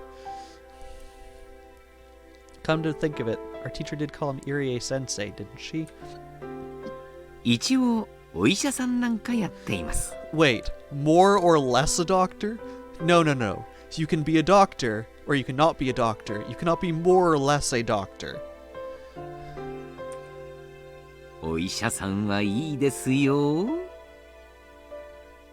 I mean, unless you want to say you're doing like your residency and you're not quite a doctor yet, I might accept that. 若いすべすべなお肌を見放題の And 触り there's his 放 creepy 題。 personality coming out again. 怪しいお注射で自由を奪って私だけの専属メイドに。 This is true. Perhaps he's a doctor in a different area. Because we are in a very small town, and in fact, I'm actually kind of surprised we have a hospital. We didn't have to trek into the next town. Oh, and then I completely misunderstood you. He's a doctor of social sciences. Yes. Knowing this person, he would have his, like, PhD in the history of maids. Welcome, Chaos. And thank you for that follow. We're just getting everyone in today. And yes, you've been here, and Deadbeard is too. ありがとうございました。 And you've come just in time to see the person who is more or less a doctor tell us about how much he loves his job because he gets to touch silky smooth skin and dream of maids. 今のを見てただけで風邪が治りました。失礼します。ペコリ。 Literally says the words polite bow, doesn't do it. わったったった前原さん冗談です。 Alright, I need to go back to our favorite version of this art. さ座って診察させてください。聴診器を当てますから前原さんのすべすべのお胸を見せてください。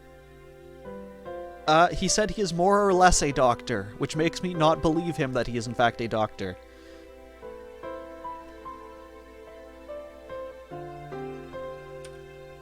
For some reason, I felt really relieved that he wants to touch our silky smooth chest. Gosh, I hate this. After that insane night, as much as I thought everything had gone crazy, Coach was here doing the same thing he always did. I was happy for that. 40% sure he is a doctor. I mean, it's basically a coin flip, so, I mean, I like those odds. 風邪ではないようですね。 Yes, this is Fire Swamp after he gets his doctorate in mathematics. むしろ全身の擦り傷や切り傷の方が痛々しいくらいです。ひょっとして半袖半ズボンで藪の中に入って遊びましたか？ Dang it, the not quite doctor knows what we were doing. 切り傷から破傷風菌が入った可能性もないとは言えませんし。 So I was chasing that man last night. I kept being scraped by bits of trees. I didn't realize I had so many cuts. 昨日のお祭りではしゃぎすぎましたね。若いというのはいいことです。 Looking to turn characters into... So what I'm hearing Mim is a mad scientist. Geez, some paper towel or something in the cupboard behind me just fell over and almost scared me half to death. I can't believe something in real life's been scarier than this game.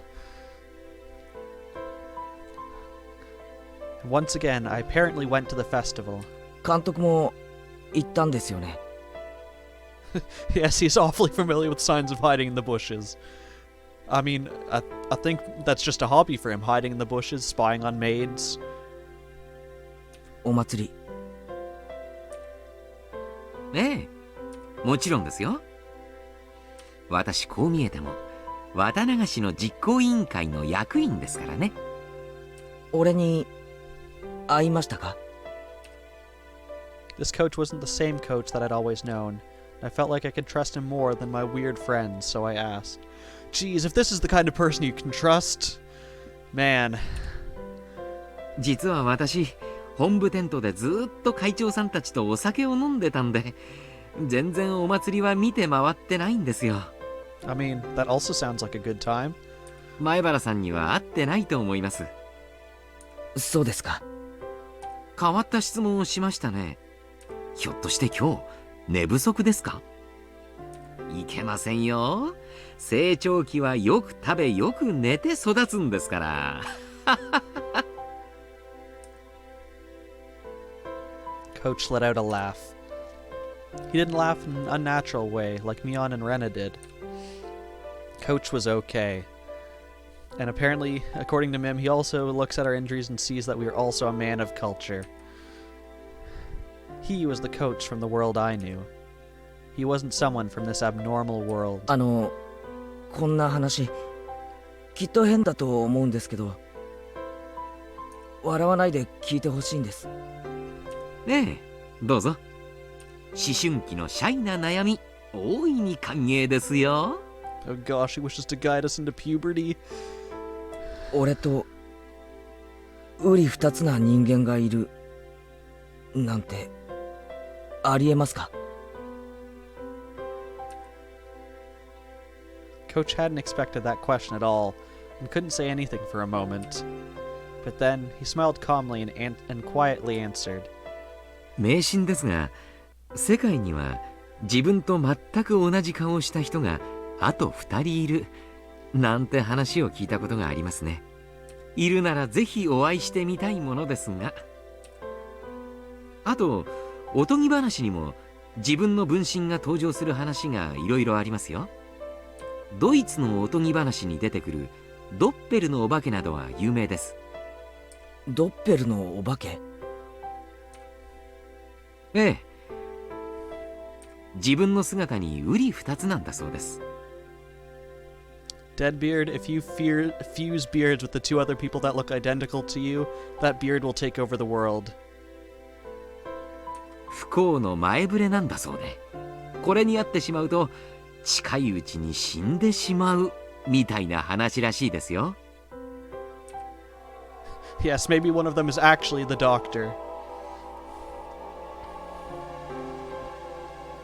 I don't know if you can be more man of culture than this man right here, Mim. When you meet them, you're sure to die soon.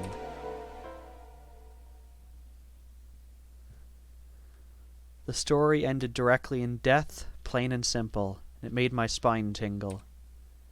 Coach wasn't saying it to scare me, though. He was just offering a casual anecdote. But it made it feel all the more real. そのお化けがひなみ沢に出るなんて話はありますか？ええ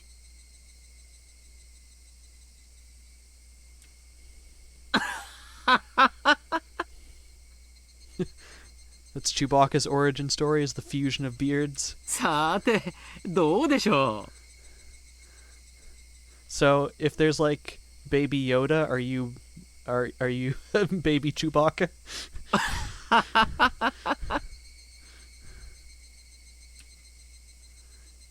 Coach must have thought he was being teased, so he laughed in an exaggerated way.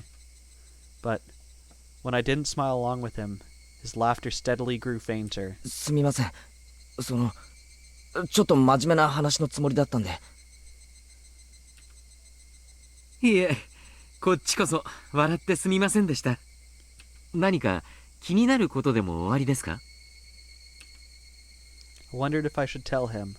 Then after resolving myself one final time, I slowly spoke. 俺、昨日はお祭りに行っていないんです。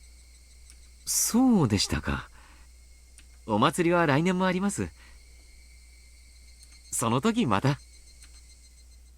そうじゃなくて、俺は祭りに行っていないのに、みんなが言うには俺は祭りにいたらしいんですよ。こんなことってあるんですか？ After blinking his eyes in amazement, Coach thought seriously about what I was trying to say. I don't know if we've seen him with these, like, fogged up glasses look. I don't know. And this, he just kind of looks disappointed at us, like a dad, or kind of sad, maybe. He kind of looks a bit angry in that one. I think this is actually the best version of it. And he answered, choosing his words carefully. お話を整理しますね。つまり前原君は綿流しのお祭りに行ったけど、その記憶がないということですか？ I was trying to say something completely different, but I suppose any sane person would come to that conclusion. That night, Keiichi Maibara was actually at the festival, but I was saying I didn't go. That obviously meant my memories of going there had failed me. But that was absolutely impossible. That vivid act I'd committed during the downpour couldn't possibly have been an illusion. All these scrapes on my body prove it, as is the fact that the bat wasn't in the locker. いえ、違うんです、監督。俺は本当に祭りに行っていないんです。I mean, there is one person who can confirm that, you know, we were out there with a shovel and covered in mud, but I don't know if we want to go see them. 気を悪くしないでくださいよ、前原さん。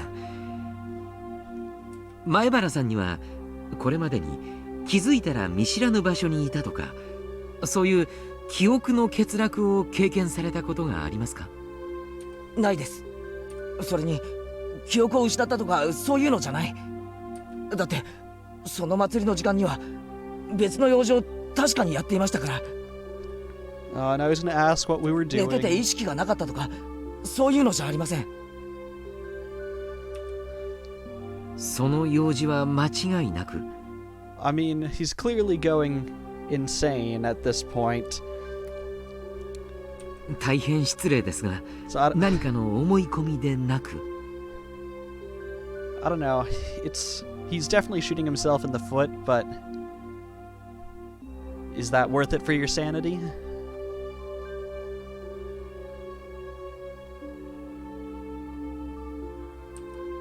Oh, and I once again pressed the wrong button. 間違いありません。完全にはっきりとした記憶、いや事実です。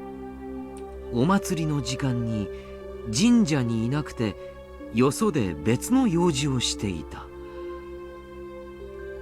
それをはっきりした形で証明できますか？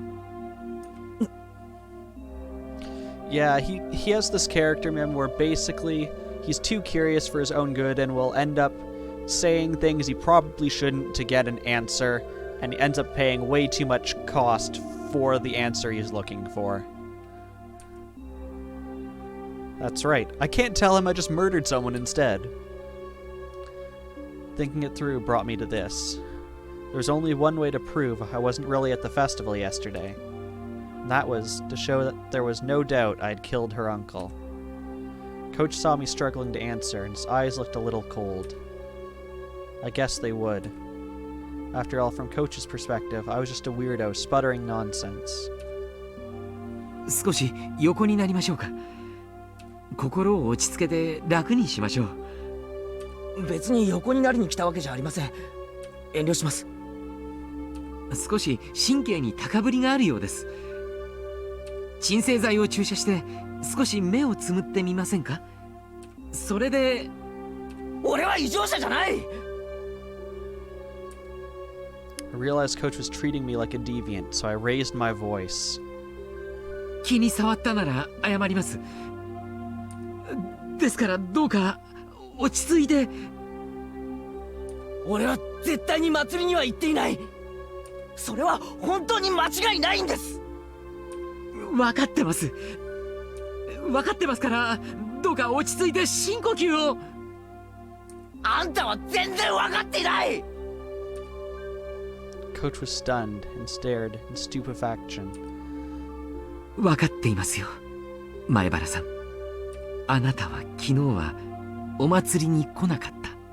そうですよね。私は信じます。信じますよ。Coach jotted down a brief note in his records. Definitely crazy. He was writing it in German, so that his patient wouldn't know what it said. Oh, dang it, internet.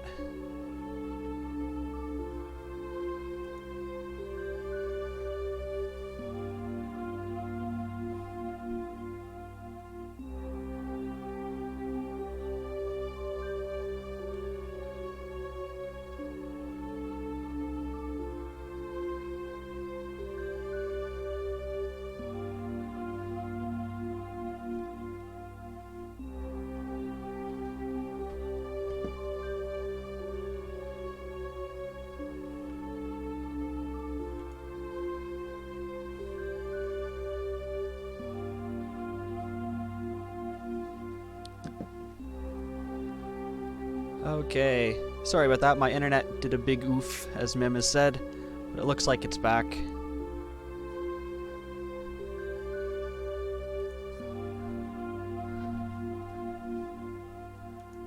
So hopefully it's back for everyone. I see Deadbeard just tried refreshing.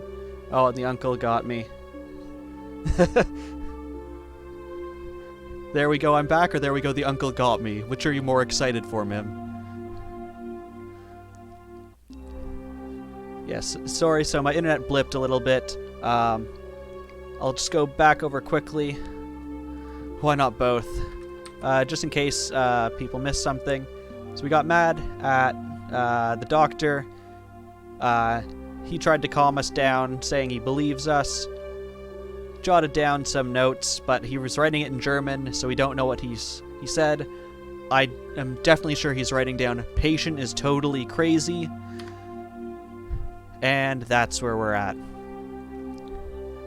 I can make a good guess as to what he wrote. あの時間に何をしていたか全部話さないと信じませんか？いいえ、信じますから。どうか座ってください。Before I sat, I tilted my head back a little. The blood in my face all drained out and I quieted down. After taking a deep breath, I made sure that I was calm now. 俺が祭りの会場にいることはありえない。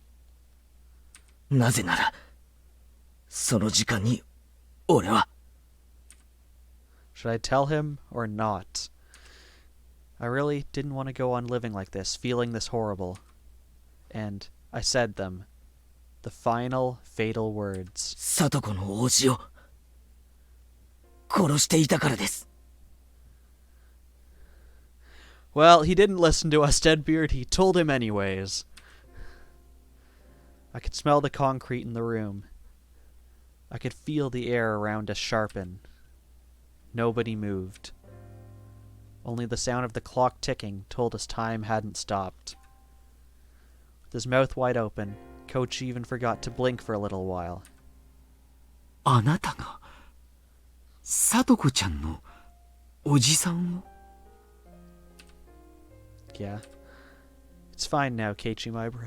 You're just going to prison for a very long time. Actually, not prison. You're too young. Juvenile hall. Don't hesitate. Admit it with all your strength. はい。俺が昨日の夜殺しました。I spoke clearly and fluidly. I could easily tell that Coach's mind had gone completely blank. どうしてそんなことを？ This is true. We could also go to a mental facility. いえ、それは愚問ですね。聡子を救う最も直接的な方法だと考えるに至り実行しました。後悔はわずかもありません。Yes, we could also kill Coach. But then, the next day, would he really be dead? そうですか。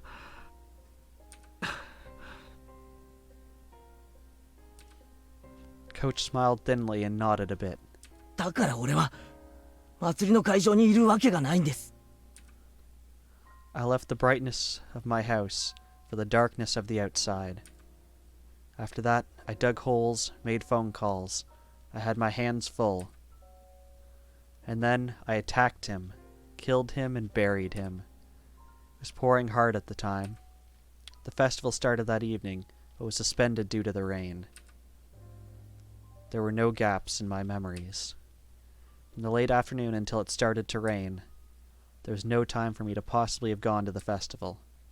その体中の傷はその時に。 If we kill him and he doesn't die, that seems consequence-free to me. Except for the consequence of our mental health, because that's already not so hot. そうです。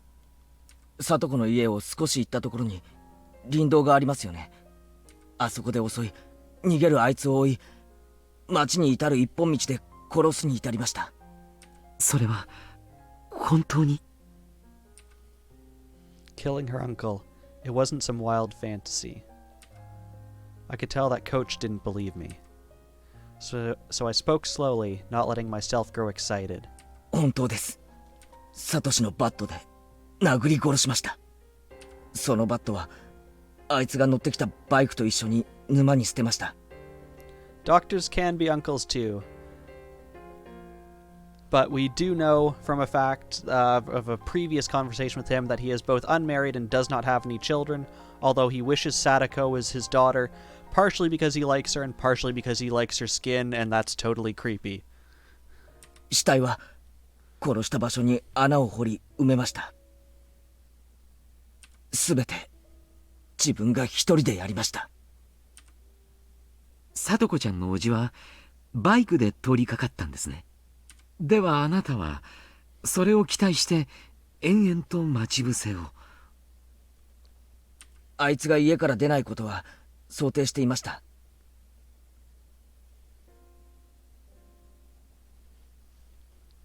Oh, right. Fair enough, Mim. We do not know if he has any siblings. I don't think he does, but that is not confirmed. だから電話で適当な嘘を喋ってあいつが出かけるように仕向けました。電話で呼び出した。でもあなたの家とさとこちゃんの家は離れています。電話をしてからではとても待ち伏せに間に合わないのでは。襲撃予定場所から最も近い電話として学校の電話を使いました。でも前原さん。Is anything confirmed anymore? I mean, our friends are still here. That's confirmed. 当日は日曜日です。学校には施錠がされていて入れないのでは。偶然その時営林署の人が中に出入りしたんです。その隙に入りました。After that, Coach grilled me on a few different things regarding the incident.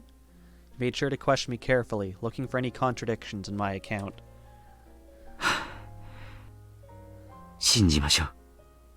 あなたが昨日したことは夢とは思えない。I explained everything, including minor details that only someone who had actually committed the act could explain. I could, of course. It was only yesterday. Coach realized that my story had been no expedient coincidence or too convenient details that would have existed in a daydream or a delusion, and finally seemed to want to believe me. これでもまだ俺が記憶をなくして祭り会場に行ったと思いますか？ It is a confession. However, hopefully patient-doctor confidentiality applies and we will not be taken off to prison with this as an actual account. Somehow I doubt that happens when murder is involved. I also don't have the exact here, but this game takes place in, I think it's 83. So it is like a solid almost 40 years ago, and definitely laws and things have changed since then. Coach slowly shook his head. でもクラスのみんなが昨日確かに俺が祭りにいたと言います。そんなことがありえるでしょうか？ Yeah, it probably does not it probably does not apply when murder is involved or certain other crimes. I'm sure there's some things that would fall under it, but probably if you're getting up to anything really major, probably doesn't matter anymore. It's kind of the same as when like a website says they'll keep your data safe, but they can be subpoenaed if it can prove a crime.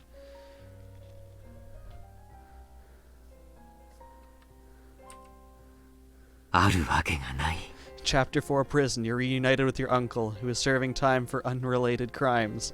He didn't actually die. Your uncle didn't actually die, he was just in prison, therefore you killed all of your family for nothing. You have to give the inheritance back to him. However, you've already spent it, so you have to get more money to give him back, and therefore you must kill again. きっとクラスの皆さんはあなたによく似た誰かとあなたを見間違えたのでしょう。それに集団心理が働いて皆さんはあなたがお祭りにいたと錯覚してしまっているに違いありません。They couldn't have mistaken me. Me and all the rest said they were spending time with Keiichi Maibara. It was much more than having mistaken someone else for me. But saying that out loud would just confuse Coach. He spoke to me in whispered tones. 罪の意識はあるんですか？ I'm just imagining that this is actually still in the waiting room. We're just behind a curtain. And, like, literally there's, like, 10 cops already standing on the other side of the curtain. Because the receptionist has overheard us confessing to murder and has already phoned the police in at this point.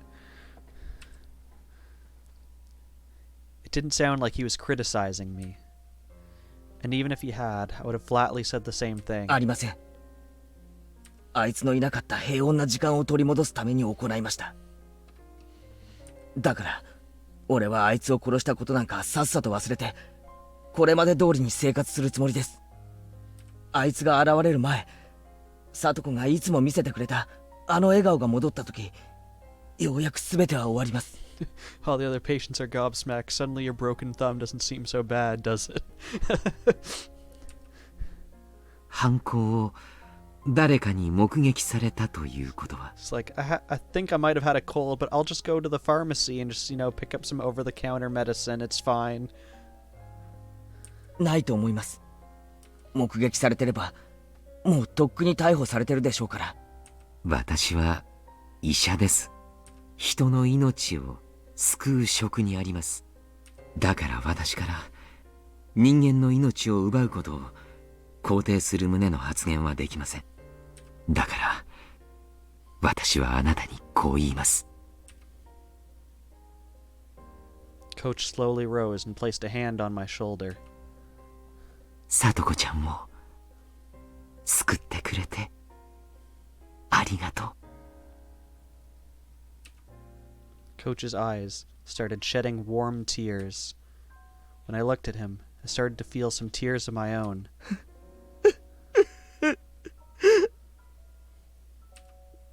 I didn't know what I was crying for.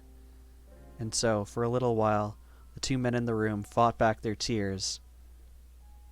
The rest of the waiting room also teared up, but for different reasons, and then started to proceed to run out of the building as fast as they could. でもおかしいんです。おかしいとは？確かに殺したはずなのに、あの男は生きて家に帰ったらしいんです。I'm gonna take back that thank you, because you didn't actually kill him. Coach's expression immediately sharpened. 状況にもよりますが、気絶や仮死状態など素人が見ると死んだようにしか見えない状態もいくつかあります。その可能性は？脈を取ったわけではありませんが、確実に仕留めたと思います。He uncried. The tears came back up off the floor into his eyes. 前原さんが襲った時の状況を再現してもらってもいいですか？ Can I ask you to reproduce the situation in which you attacked him? Sure, bring him in here. We can do it all over again. Coach rolled up a health and fitness week poster nearby and offered it to me to represent the bat. Though I may have been lost to the emotions of a beast that night, I remembered in detail the number of times I swung the bat, the angles I had swung it from, and the force I had applied.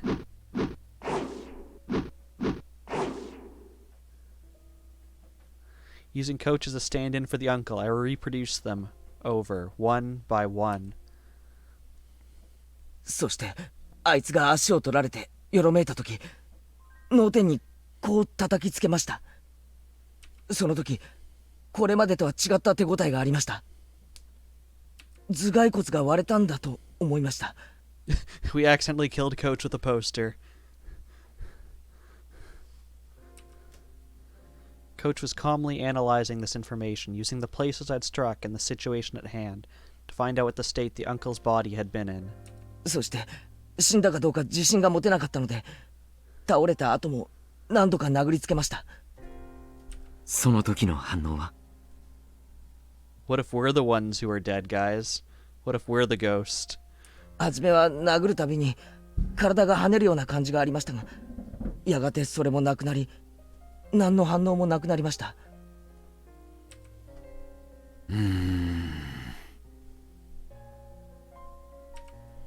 Coach folded his arms and said, a few times. And then he spoke. 死んでいます。ほぼ間違いなく。それは仮死状態ではなく、前原さんの話からだけではなかなか判断がつきませんが、ほぼ確実だと思います。What if Coach is dead and we are Uncle? Was this... What are we on? Hunt Uncle 5? Where we assume the form of Uncle? それに前原さんは死体を泥の中に埋め、結構な時間をかけて埋めていますよね。Oh gosh, Uncle 5. We have a long lost sibling who we didn't kill in the family murder games. And they come to us, and they have a child, therefore we are now Uncle. 仮に30分で埋めたとして、その男は30分間も泥水に沈められていたことになります。それだけの時間、呼吸が止められたら確実に脳死します。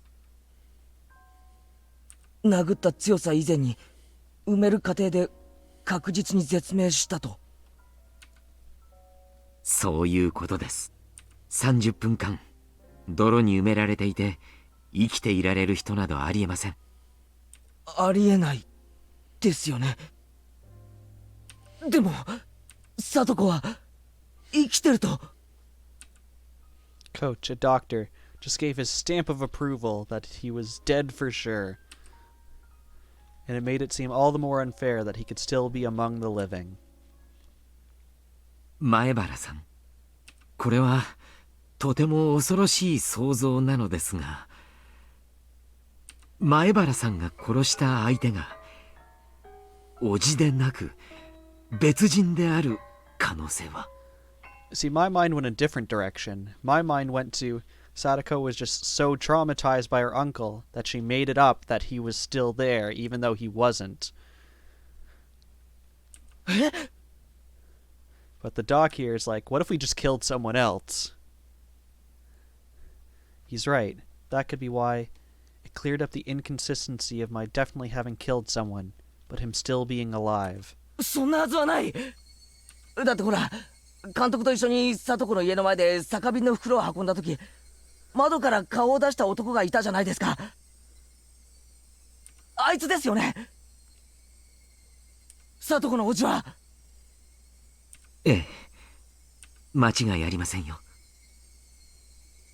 あの男です。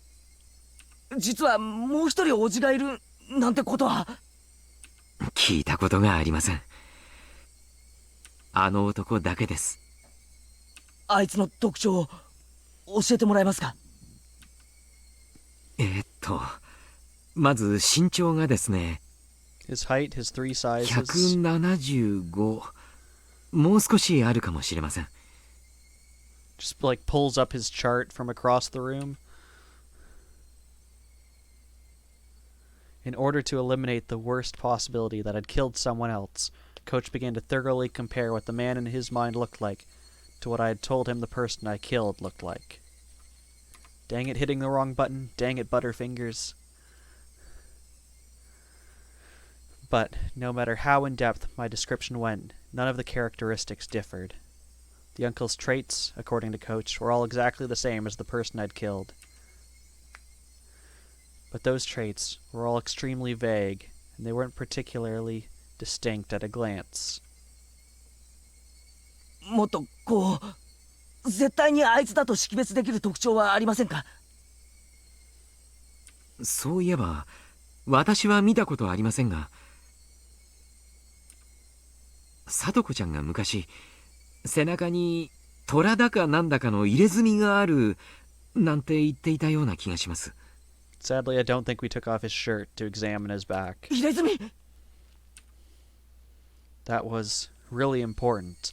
Now we gotta go dig him up and look for a tattoo. Not everyone had a tattoo. If I found a tiger tattoo on the back of that man's corpse, it would be proof I'd killed the right one. At the moment, though, There was one other thing that would verify this. To go to Sadako's house and see for myself the uncle that had returned home despite having died. We have not confirmed that the uncle is alive, only questioned our sanity. But that was far more terrifying than digging up the body and looking at its back. Without even looking at the tattoo, I knew for sure the one I'd killed had been Sadako's uncle. I cracked his head open and killed him. And yet, he'd gone back home. There wasn't any misunderstanding, or even the shadow of a doubt in my mind about having killed him. And yet, it was impossible for him to exist. Kind of like how Keiichi Maiber had been at the festival, despite it being impossible. That small commonality made me feel as though a faint but bizarre force was permeating this insane Hinamizawa. 一体どういうことなのでしょう。前原さんはお祭りには行かず、聡子ちゃんのおじさんを殺していたにもかかわらず、お祭りにはあなたがいて、そして殺したはずのおじさんも生きている。Yeah, Deadbeard, the first thing I would have done is I would have gone to the house and check if he's still alive. 何がなんだかさっぱりわからないです。This is true. This is probably the one person who would support us in the murder. Him and maybe our friends. Some friends. そうやって整理して言うと、まるで俺が悪い夢を見ていて、実は殺人なんて存在しなかったんじゃないかと思えてしまう。But at least this person he's confessed to is a doctor and has a better idea of making us feel good about not being insane. でも事実なんです。この手でバットでガツンガツンと殴ったあの感触は絶対に夢や幻なんかじゃないんです。 Coach let out a slow sigh, then after looking up at the clock, got up. ちょっとこの話、もう少し真剣にやりましょう。You mean you weren't being serious until this point? ちょっと失礼して、紅茶でも入れてきてあげます。診療所も終わりの時間ですからね。Sorry, Kevin, with your broken thumb, we're just gonna close without you. I'll have to ジ come ムの again 方とか tomorrow. も返してあげないと。Coach stood up and went out into the hallway, leaving me alone. The clock was about to strike 6. I was at the festival, and the uncle I'd killed was alive. Had I really committed murder yesterday? The only whisper of a fact that proved it happened was the absence of that bat from Satoshi's locker. In any case, I was glad that Coach had taken my nonsense seriously. I'd just confessed to murder. Normally that would frighten a person away. But Coach didn't run. He cried with me. I was glad he did. Like so, my tension smoothly melted away, and I suddenly realized I really had to urinate. I thought to use the restroom while Coach had stepped out. Oh gosh, we're gonna step out and he's gonna be calling the police or something. There was one across from the waiting room. As soon as I left the room, I saw Coach and 2 male doctors wearing white clothing standing in the shadows of the hallway nearby. I didn't particularly intend to eavesdrop or anything, but I was quite surprised upon noting how uneasy they seemed. I hid behind the wall and quietly listened in. It seemed like Coach was giving directions to the 2 doctors. 紅茶ですね。用意します。睡眠導入剤を入れて、種類は任せます。So what was that about trusting him? 味はミルクと砂糖でごまかしてください。急激な眠気に不信感を抱く可能性もあります。興奮状態に陥って暴れ出す可能性も。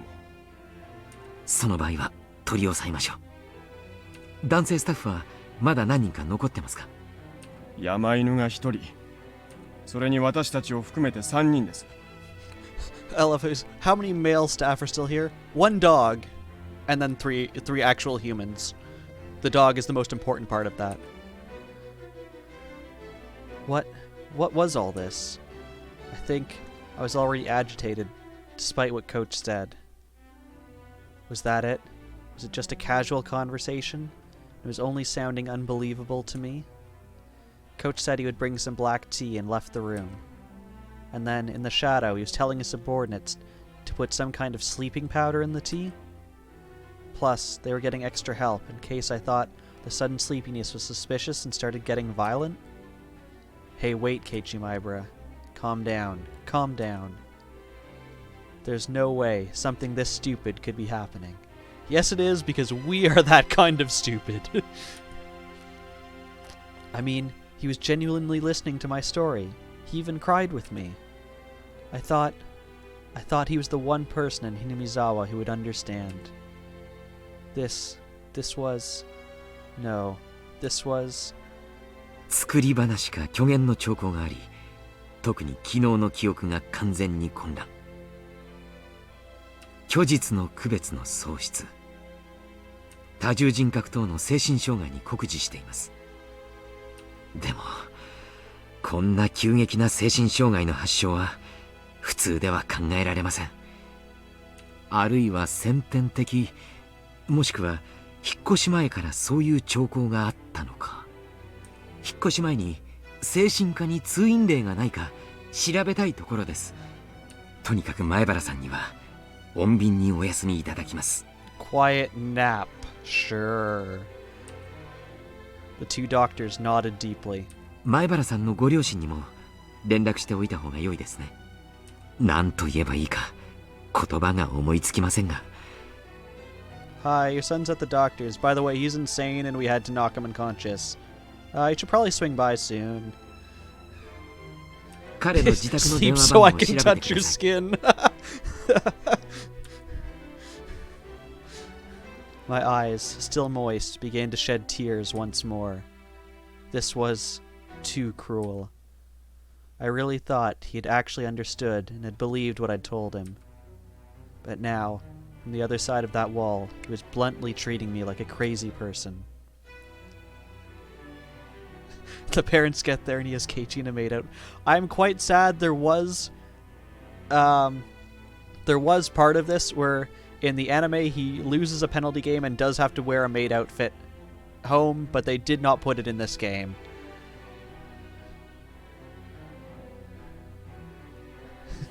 That's part of the madness. I believed you. I believed you. I'd let my guard down because I thought you were the only ally I had left after that insane night. Was that a lie? All that about thanking me on Sadako's behalf. Were you just pretending in order to keep me placated? My tears fell to the floor in frustration. I was an idiot. I think we've all agreed about that at this point. I was an idiot. I was such an idiot for believing that bastard.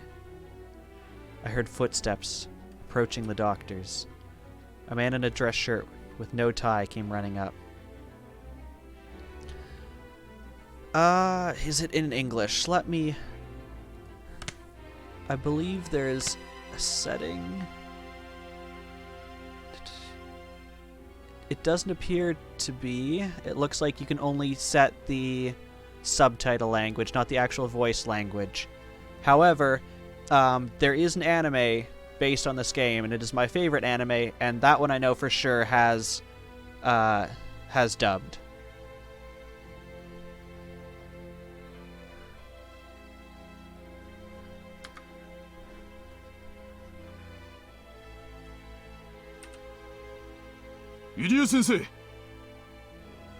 And yes, ma'am, thank you. I didn't see the part about the anime. But thank you for pointing that out in case I didn't get there on my own.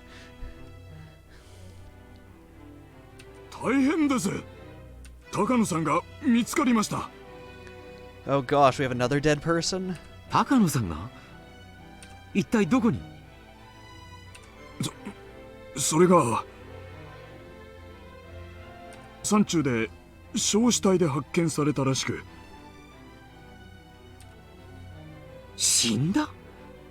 高野さんがですか？ Okay, so apparently the only woman who saw us last night is now dead. All the men, all surprised, exchange glances. Dead?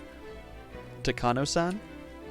Hey, wait. So then, Does that mean when I cursed her wishing for her death, that wish was granted?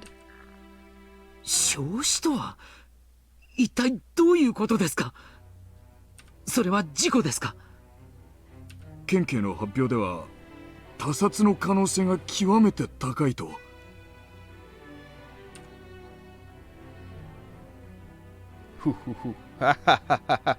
We are now extra demonic.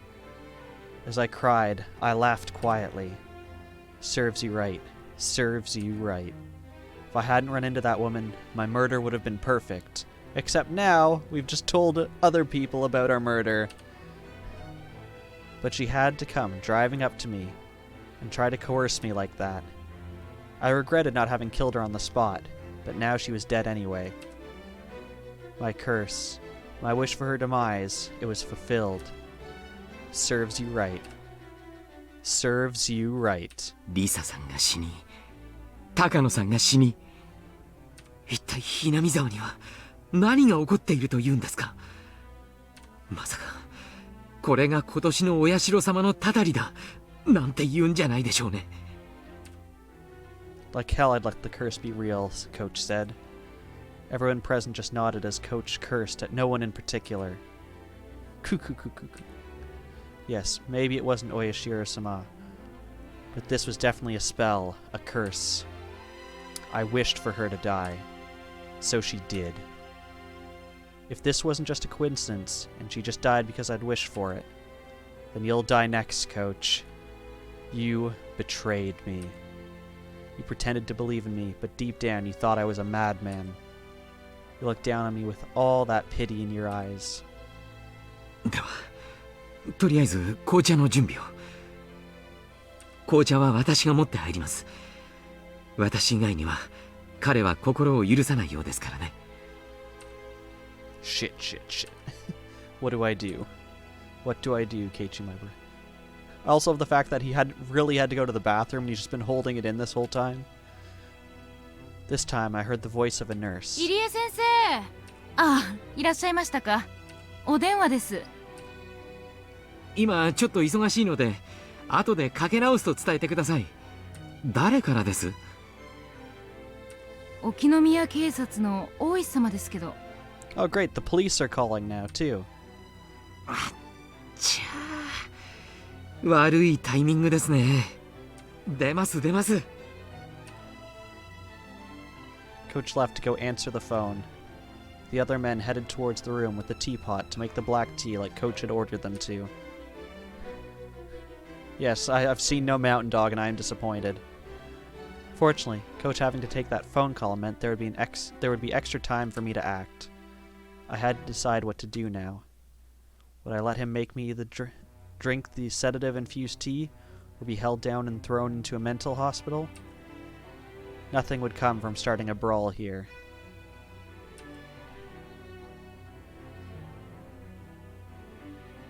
I mean, they also said they had a mountain dog. So, I mean, I was more interested in the mountain dog. They had more people anyways, and they were all bigger than me. If it came to a fight, I didn't stand a chance in hell. If I couldn't win against them, then there was only one thing left to do. Run. Oh, they're just insulting the nurse, calling her a mountain dog? Adrenaline suddenly rushed into my brain and my body, starting to move with keen instinct like it had on that night. My surface temperature quickly cooled, and the transmission routes between my cells enlarged. Apparently that's something you can control if you have big brain powers.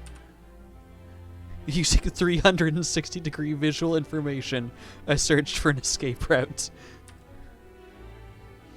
I would open the window behind me. Outside was a parking lot. There were no cars. A little beyond there was the bicycle I'd taken to get here. I determined that this would be the quickest method of escape. I approached the window swiftly, but with little sound, to raise as little suspicion as I could. With the speed and silence of a shadow, like it had on that night, I chased her uncle. I unlocked the window and opened it up. A cool evening breeze wafted in. I stuck my head out and looked over the parking lot again. Nobody in sight. Nurse walked in on all fours. This game is just like the prequel to Silent Hill. Is that where we're going?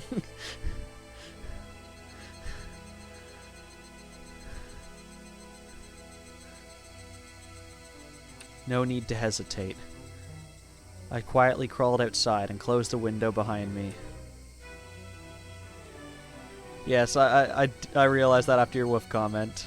But I like my interpretation, too. Or maybe the dog's waiting outside for us.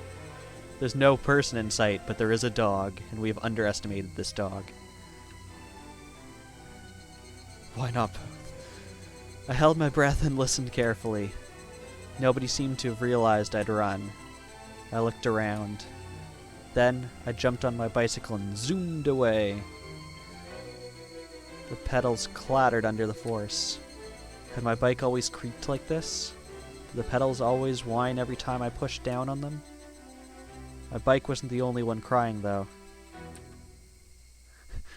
The game hasn't said that we didn't take the dog with us, so now we have a dog. The bicycle's creaking because we have a dog on it with us. My tears fell as the wind cut through them. They rode the breeze and scattered behind me. I hate this. I hate this. I'm not the crazy one. Hinamizawa is. How dare you treat me like a madman? Die. Die. Just fucking die already. I believed you. I believed you. Wah! I'd gone to the hospital in order to escape Ren and Mion's invitation, but the reality that was waiting for me had been too cruel. Who was insane? Me or Hinamizawa? Or was the answer something else? I started having trouble breathing. I didn't have any clue what was happening anymore. The loud chirps of the Higurashi were irritating me. Or even the Hinamizawa Higurashi I knew so well, calling to the wind? No, that wasn't quite it. They weren't calling, they were crying. The pained wailing of those lost in some kind of rhythm in another world, no longer able to return to their own sunlight. I didn't do all that to end up in a world like that. And actually, at about this time, I might have been having fun with everyone else.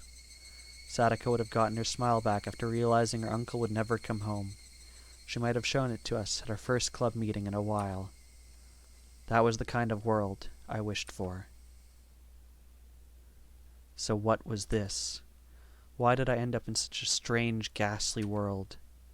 Someone I'd killed was living like normal, and I had enjoyed myself at the festival despite not being there. Yeah, no worries, Deadbeard. I know it's... you've been up quite a long time, and I truly appreciate you having showed up. I will catch you, yeah, I was gonna say you gotta be up in a few hours, but yeah, I will definitely catch you, tomorrow.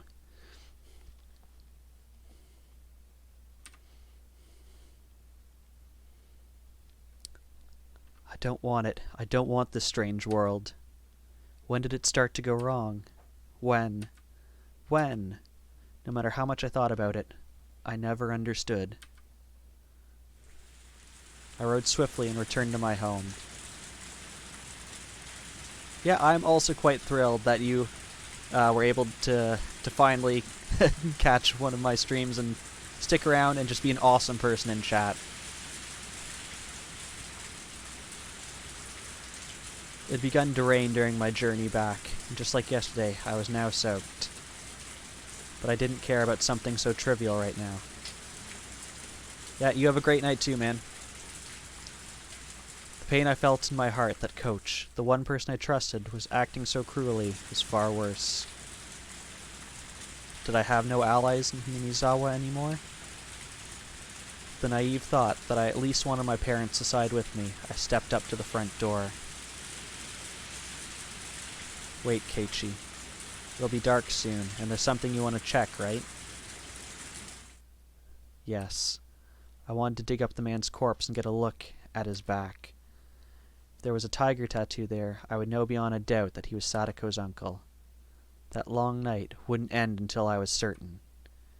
If this insane world was all reparation, all a divine punishment, then I needed to make certain whether I'd been successful enough to even deserve to pay that price. I went to the storage room again and got the shovel. It had been washed in the rain, but the paint was peeling, making it look unsightly. I never ever wanted to touch this thing again. The sensation of it in my hands was totally different from the night before. There was a ruthless coldness about it. Yeah, it would be dark soon, so I'd need the lantern, too. There would be a little bit of light from the street lights, but it would get extremely dark. Oh. I thought I'd put the lantern here, but I suddenly noticed it wasn't anywhere to be found. Then it hit me like a bolt of lightning. Of course, on that night I hadn't brought the lantern back with me. I had left it at the place I buried the body. If I didn't go get it soon, it would get very dark, and then not only would I be unable to find the spot I buried the corpse, but I wouldn't even be able to find the lantern itself. If that happened, it was all over. 急ごう。 In order to fit the shovel in my basket, in the front of my bike, I'd need to twist it and disassemble it. But it looked like there was dirt in the joints. No matter how hard I pushed, it didn't want to come apart. After strenuous effort, I realized I couldn't get it apart, so I decided to hold it in one hand and ride my bike with the other. The downpour soaking me through, and a shovel in one hand, and riding one-handed, it was as if I'd returned to that night. No, return was the wrong word. It's more like that night had never ended. The pain of the raindrops striking me were no different from then. The thing that was different was Hinamizawa. The world and nothing else. The rain clouds were already making it dark, and now was about time for the sun to set. I could tell it would only get rapidly darker.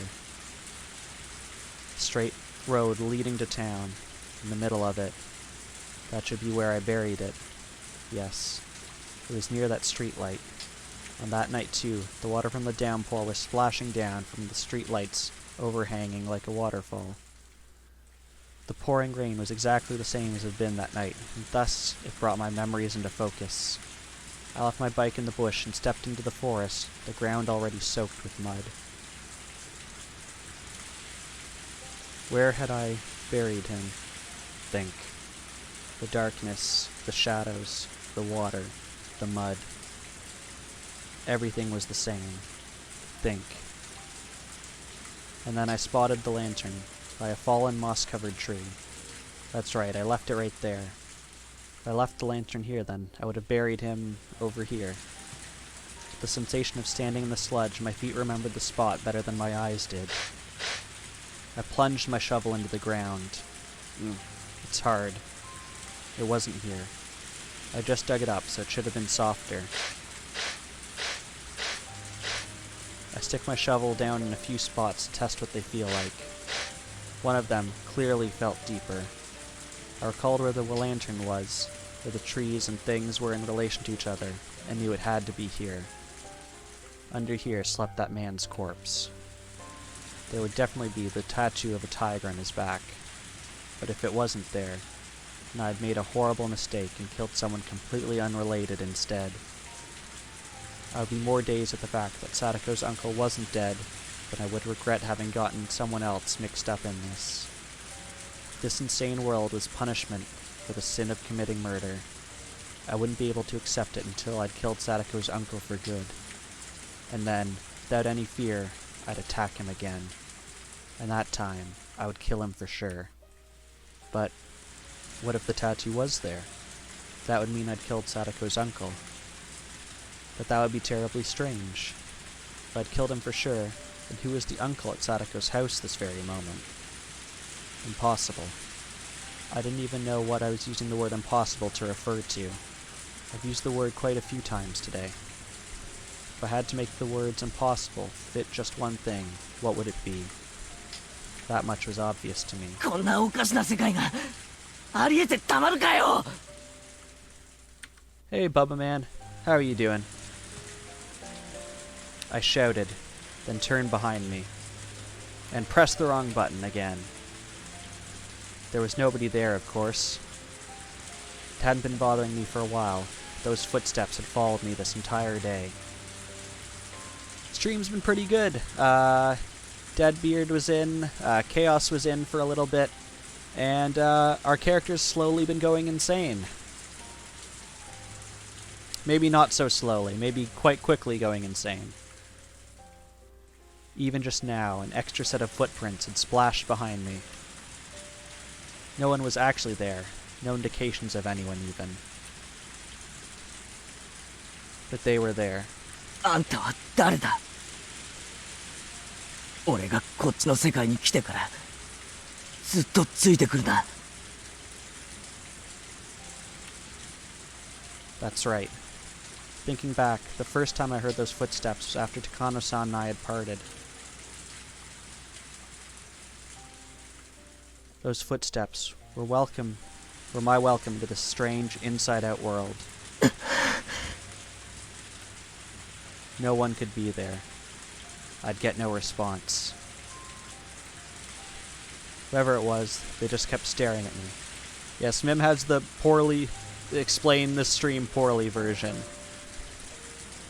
It wasn't ominous, just unpleasant. After staring into empty space for a bit, as I bathed in the rain, my illogical anger slipped away. My tension loosened, and a tired feeling reared its head. I tasted this feeling that night too. The sudden exhaustion as I felt the tension in my brain loosened. My vision quickly narrowed, and I felt like everything around me had suddenly gotten darker. I couldn't give in to the sensation. I would light what little explosives were left in my brain and force myself to keep going. I needed to dig that man up before my stamina ran out. I needed to see the tattoo on his back. I caught my suddenly ragged breath and calmed down. Then, I stuck the shovel into the soft, muddy ground again. It felt exactly the same as that night. The sense of digging a hole in the beach with water coming into it with every wave. What day was today? Had I gone back to the night of Watanagashi? Every strange thought that came to mind tormented me. Given my exhaustion, I didn't think I could manage to hold those thoughts back. Once the hole was deep, all illumination finally faded, blanketing my vision in jet black. It was probably the moment the sun had fully set too. That night, I had feared the worst, and gone without using much light. My senses were so strained that I couldn't see even in that darkness, but now I didn't have that kind of strength left. I drained everything I had last night, and now the darkness would be lethal. I decided to turn on the lantern. Putting it on the first setting would give off a faint light. Even with how little there was, it was enough, and people wouldn't be able to see it from far away in this rain. I grabbed the chilled lantern, turned the dial with a click, and set it to the weakest light setting and turned it on. An uncanny world of silhouettes appeared before me. A complex and strange shadowy world created by the intricate entanglement of trees and branches. And I'd only turned on a light, and it was like that was all it took to make the world into something else. I let out a quick, tired breath and wiped the liquid, neither rain nor sweat, from my brow. Then I raised the shovel into the air and slammed it into the mud. That moment, the silhouettes surrounding me ominously all moved at once. Inside my head, something packed in there, something coarse, but not hot or cold, was loudly rushing about. The silhouettes were all around me, looking down at me. And one of them, a silhouette bigger than the others, stepped forward. こんばんは。 Well, it's the police!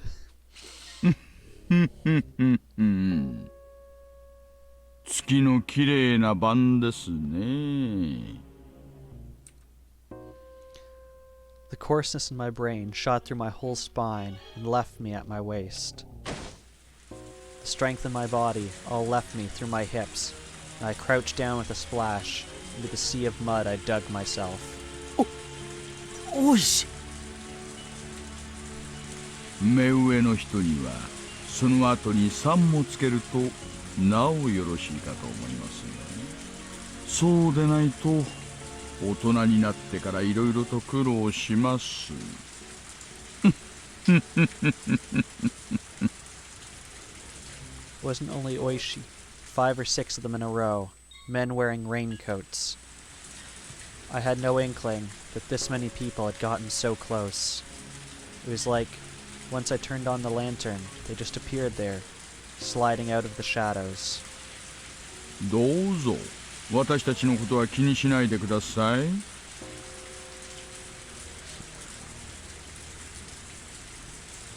森の木立だとでも思って。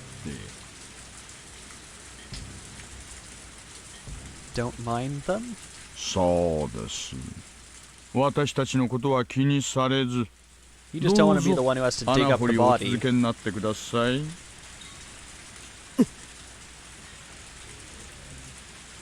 こんな時間にこんな土砂降りの中で。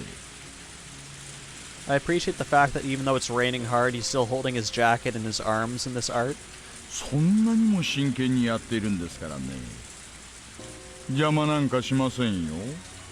心ゆくまで掘っちゃってください。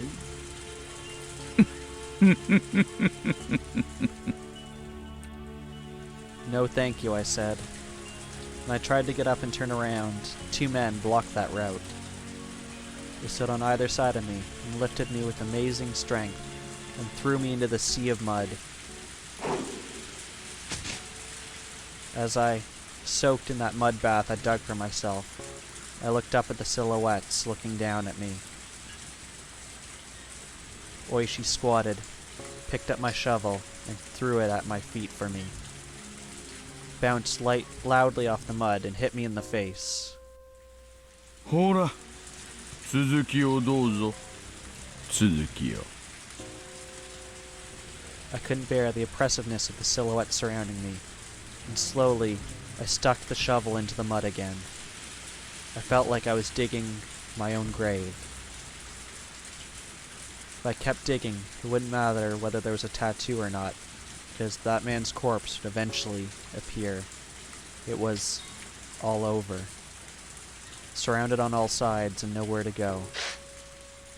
But I just couldn't figure it out, no matter how much I thought about it.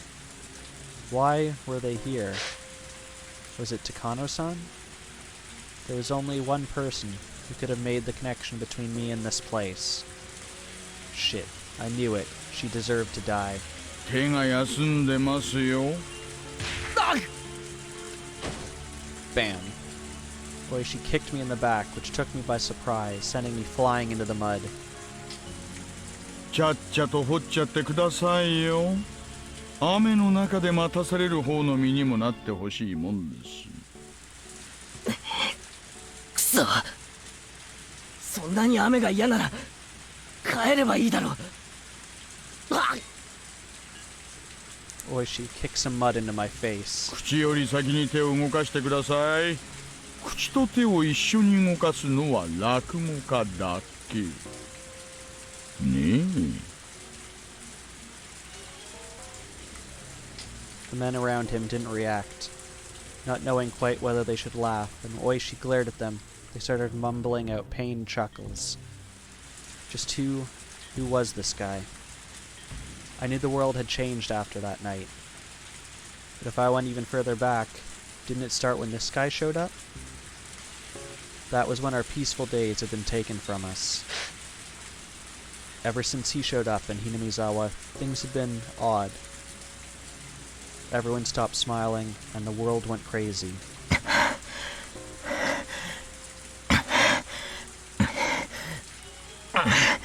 The ground under my feet gradually got harder and heavier.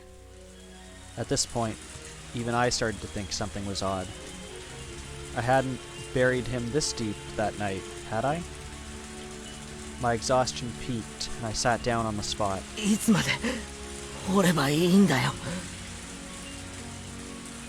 最近の若い人は体力がありませんね。おい。 At Oishi's gesture, the men all pulled out their own sinister-looking shovels.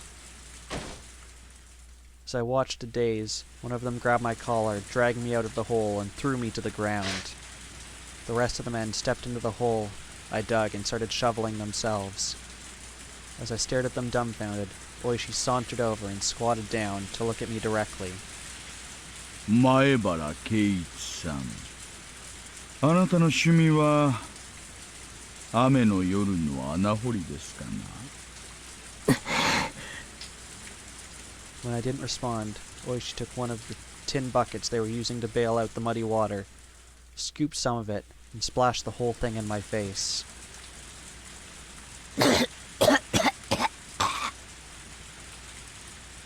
今日は大雨ですから、これ以上いくら濡れても全然わかりませんね。 Oishi smiled to himself and scooped up another bucket full of muddy water. もう一回聞きますよ。あなたの趣味は雨の夜の穴掘りですかな。そんな趣味のやついるもんか。 Splash. Oishi hit me with another bucket full of muddy water. The pebbles in it stung. あの穴を掘ると何が出てくるんですかな。 Yeah, Mim, it's... In all the games, it's widely shown that this guy does not do things by the book. He is more concerned with catching the person behind these serial killings on the festival night than he is about actually keeping his job.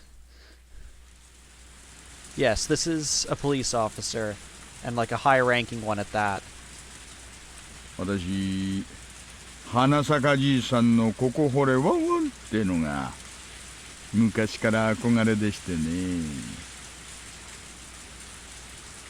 As he spoke, he ran the bucket through the muddy water again, to splash it in my face again. あそこにどんな宝物が埋まってるんですかね。 Yeah, he's an interesting character, man, because like in this one, we clearly don't like him because he's like catching us for committing murder. But in previous games, he is trying to be helpful. So it depends. Like from game to game, he's either like helpful, tries to be helpful but is useless, or in this case, is someone we generally despise. 私にちょっとだけでも教えてくれませんか。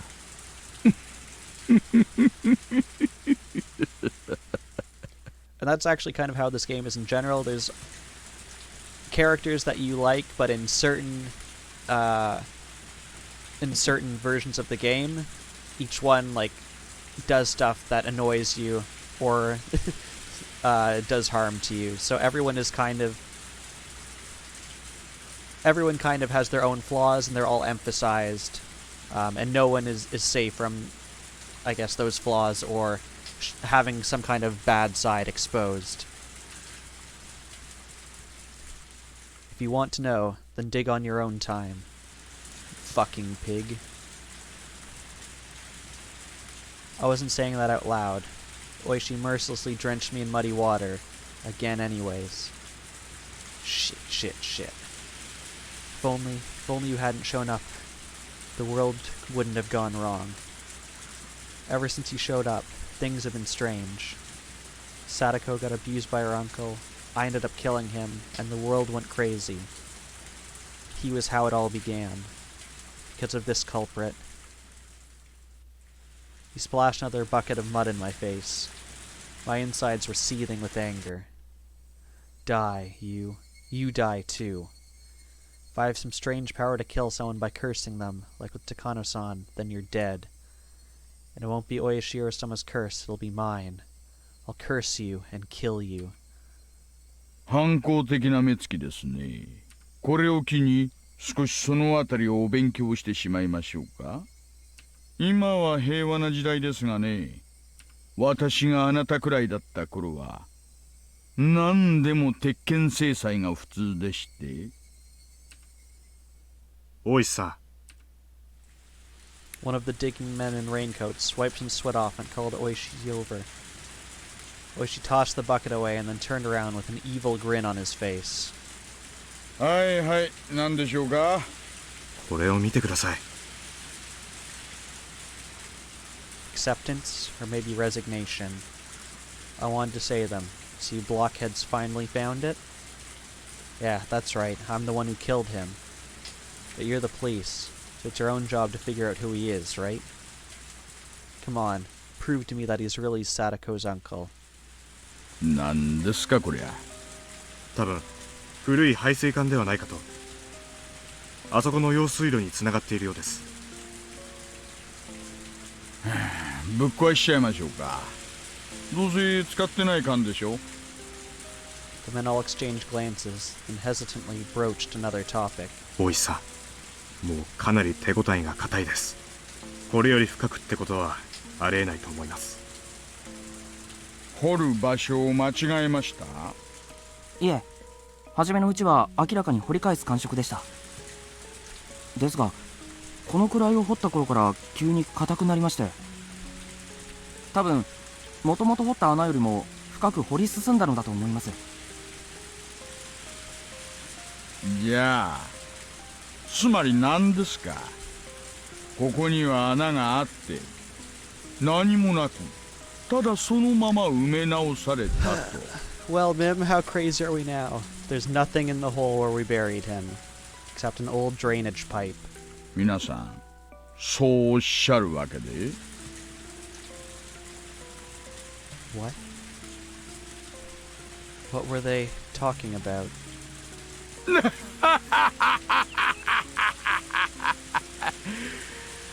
こりゃ参ったな。ねえ、前原さん。Oishi grabbed my collar and dragged me into the huge hole they dug. The mud inside was like an ocean, and I couldn't see any drain pipe down there. One of the men stirred it with a shovel, letting me hear it clang against something hard. There was no doubt I'd buried him right here. But I hadn't buried him this deep. I didn't dig deep enough to unearth an entire drainage pipe. So, then, this man, his corpse, where was it? Proof that I'd been successful on that night, was gone. Gone. Then what on earth was I? Was I actually crazy after all and just possessed by the delusion that I'd killed someone? That couldn't be. It was the unmistakable truth. It couldn't have been a hallucination. But now, most important evidence that hadn't been an illusion was gone. I killed him. I buried him. I had absolutely unwavering confidence in that fact. Then, did I fail to kill him? After I left here, had he started breathing again, crawled out and gone back to Sadako's house? Was that it? I had come here to see whether he had a tattoo or not, and yet the truth I unearthed was far more than that. Yesterday, what was I? I killed him. I buried him. There was no doubt. But for some reason he lived and crawled back out. And that was impossible too. I'm so tired of hearing the word impossible over and over. I get it. Dead people don't like to play by the rules here in Hinamizawa. Gosh, Mem, I think I have our next uncle hunt. You thought he was dead, you thought he was buried, and you would be wrong. Then I'll kill you as many times as I need to. I'll keep killing you until you never show your face to Sadako again. Oishi and the others were muttering to each other. Eventually, their conversation ended. Oishi came towards me. What did he want to say? What did he want to do? I stiffened, tensing up, and then Oishi just ignored me like I wasn't even there, passed right by me. The other men too. They ignored me and shuffled away. Eventually, there was no longer a sign that anyone was around, and I returned to my quiet world of silhouettes. The only one left there was me. Only the sound of the pouring rain filled up the silence.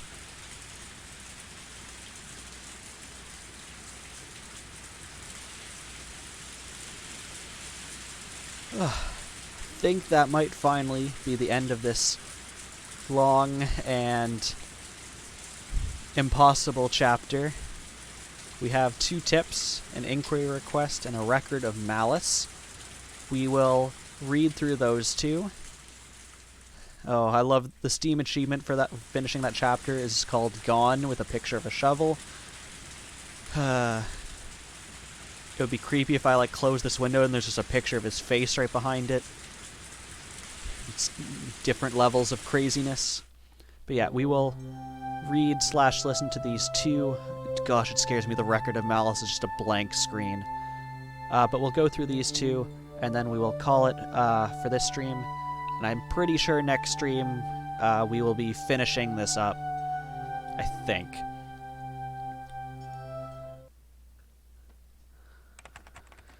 Hokonomiya Police Station, Command Center Transmission Recording. June 20th, 8:08 p.m. こちら沖宮 PS 感度良好です。車両ナンバー紹介をお願いします。獅子骨歯の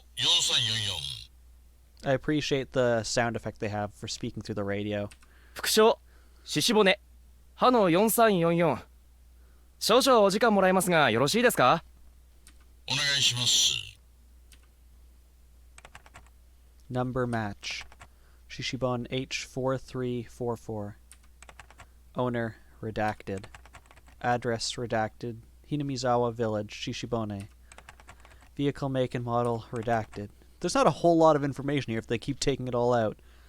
Theft reports, none. Special mentions, nothing of note. 沖宮 PS より大石社どうぞ。先ほどのナンバーが判明しました。大石社どうぞ。大石社応答願います。あれ？電波悪いのかな。大石社応答願出ませんね。大石さんが車両紹介？誰の車だよ。村人の車ですね。至って平凡な。何者だよ。大石さんが聞いてくるからにはただ者じゃないんだろ。突起事項欄は完全に空欄ですね。S 号指定もなし。減点もなしだし。バッシングでもされて腹が立ったんじゃないの？あの人根に持つとなかなか忘れないタイプなんだよ。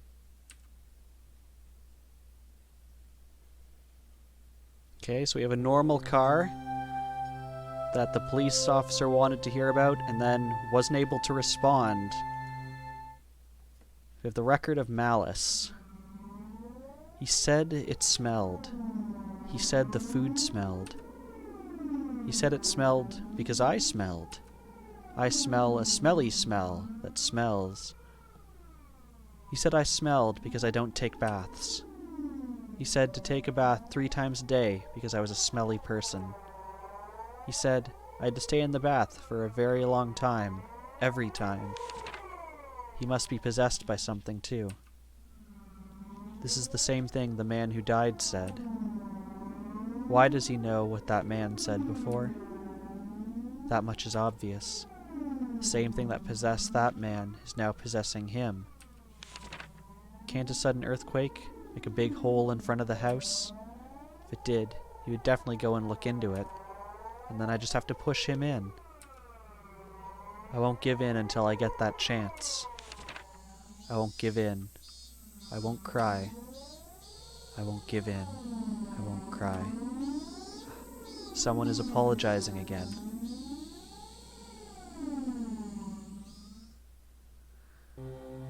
Okay. that was a lovely note to end it on. So yeah, that was a very long, very insane episode. I'm pretty sure next week will be the finale. But yeah, thanks once again for everyone who tuned in. Chat was really hopping today, and I appreciate everyone who tuned in, those who chatted, those who lurked, those who watched, and those, hopefully you all enjoyed it.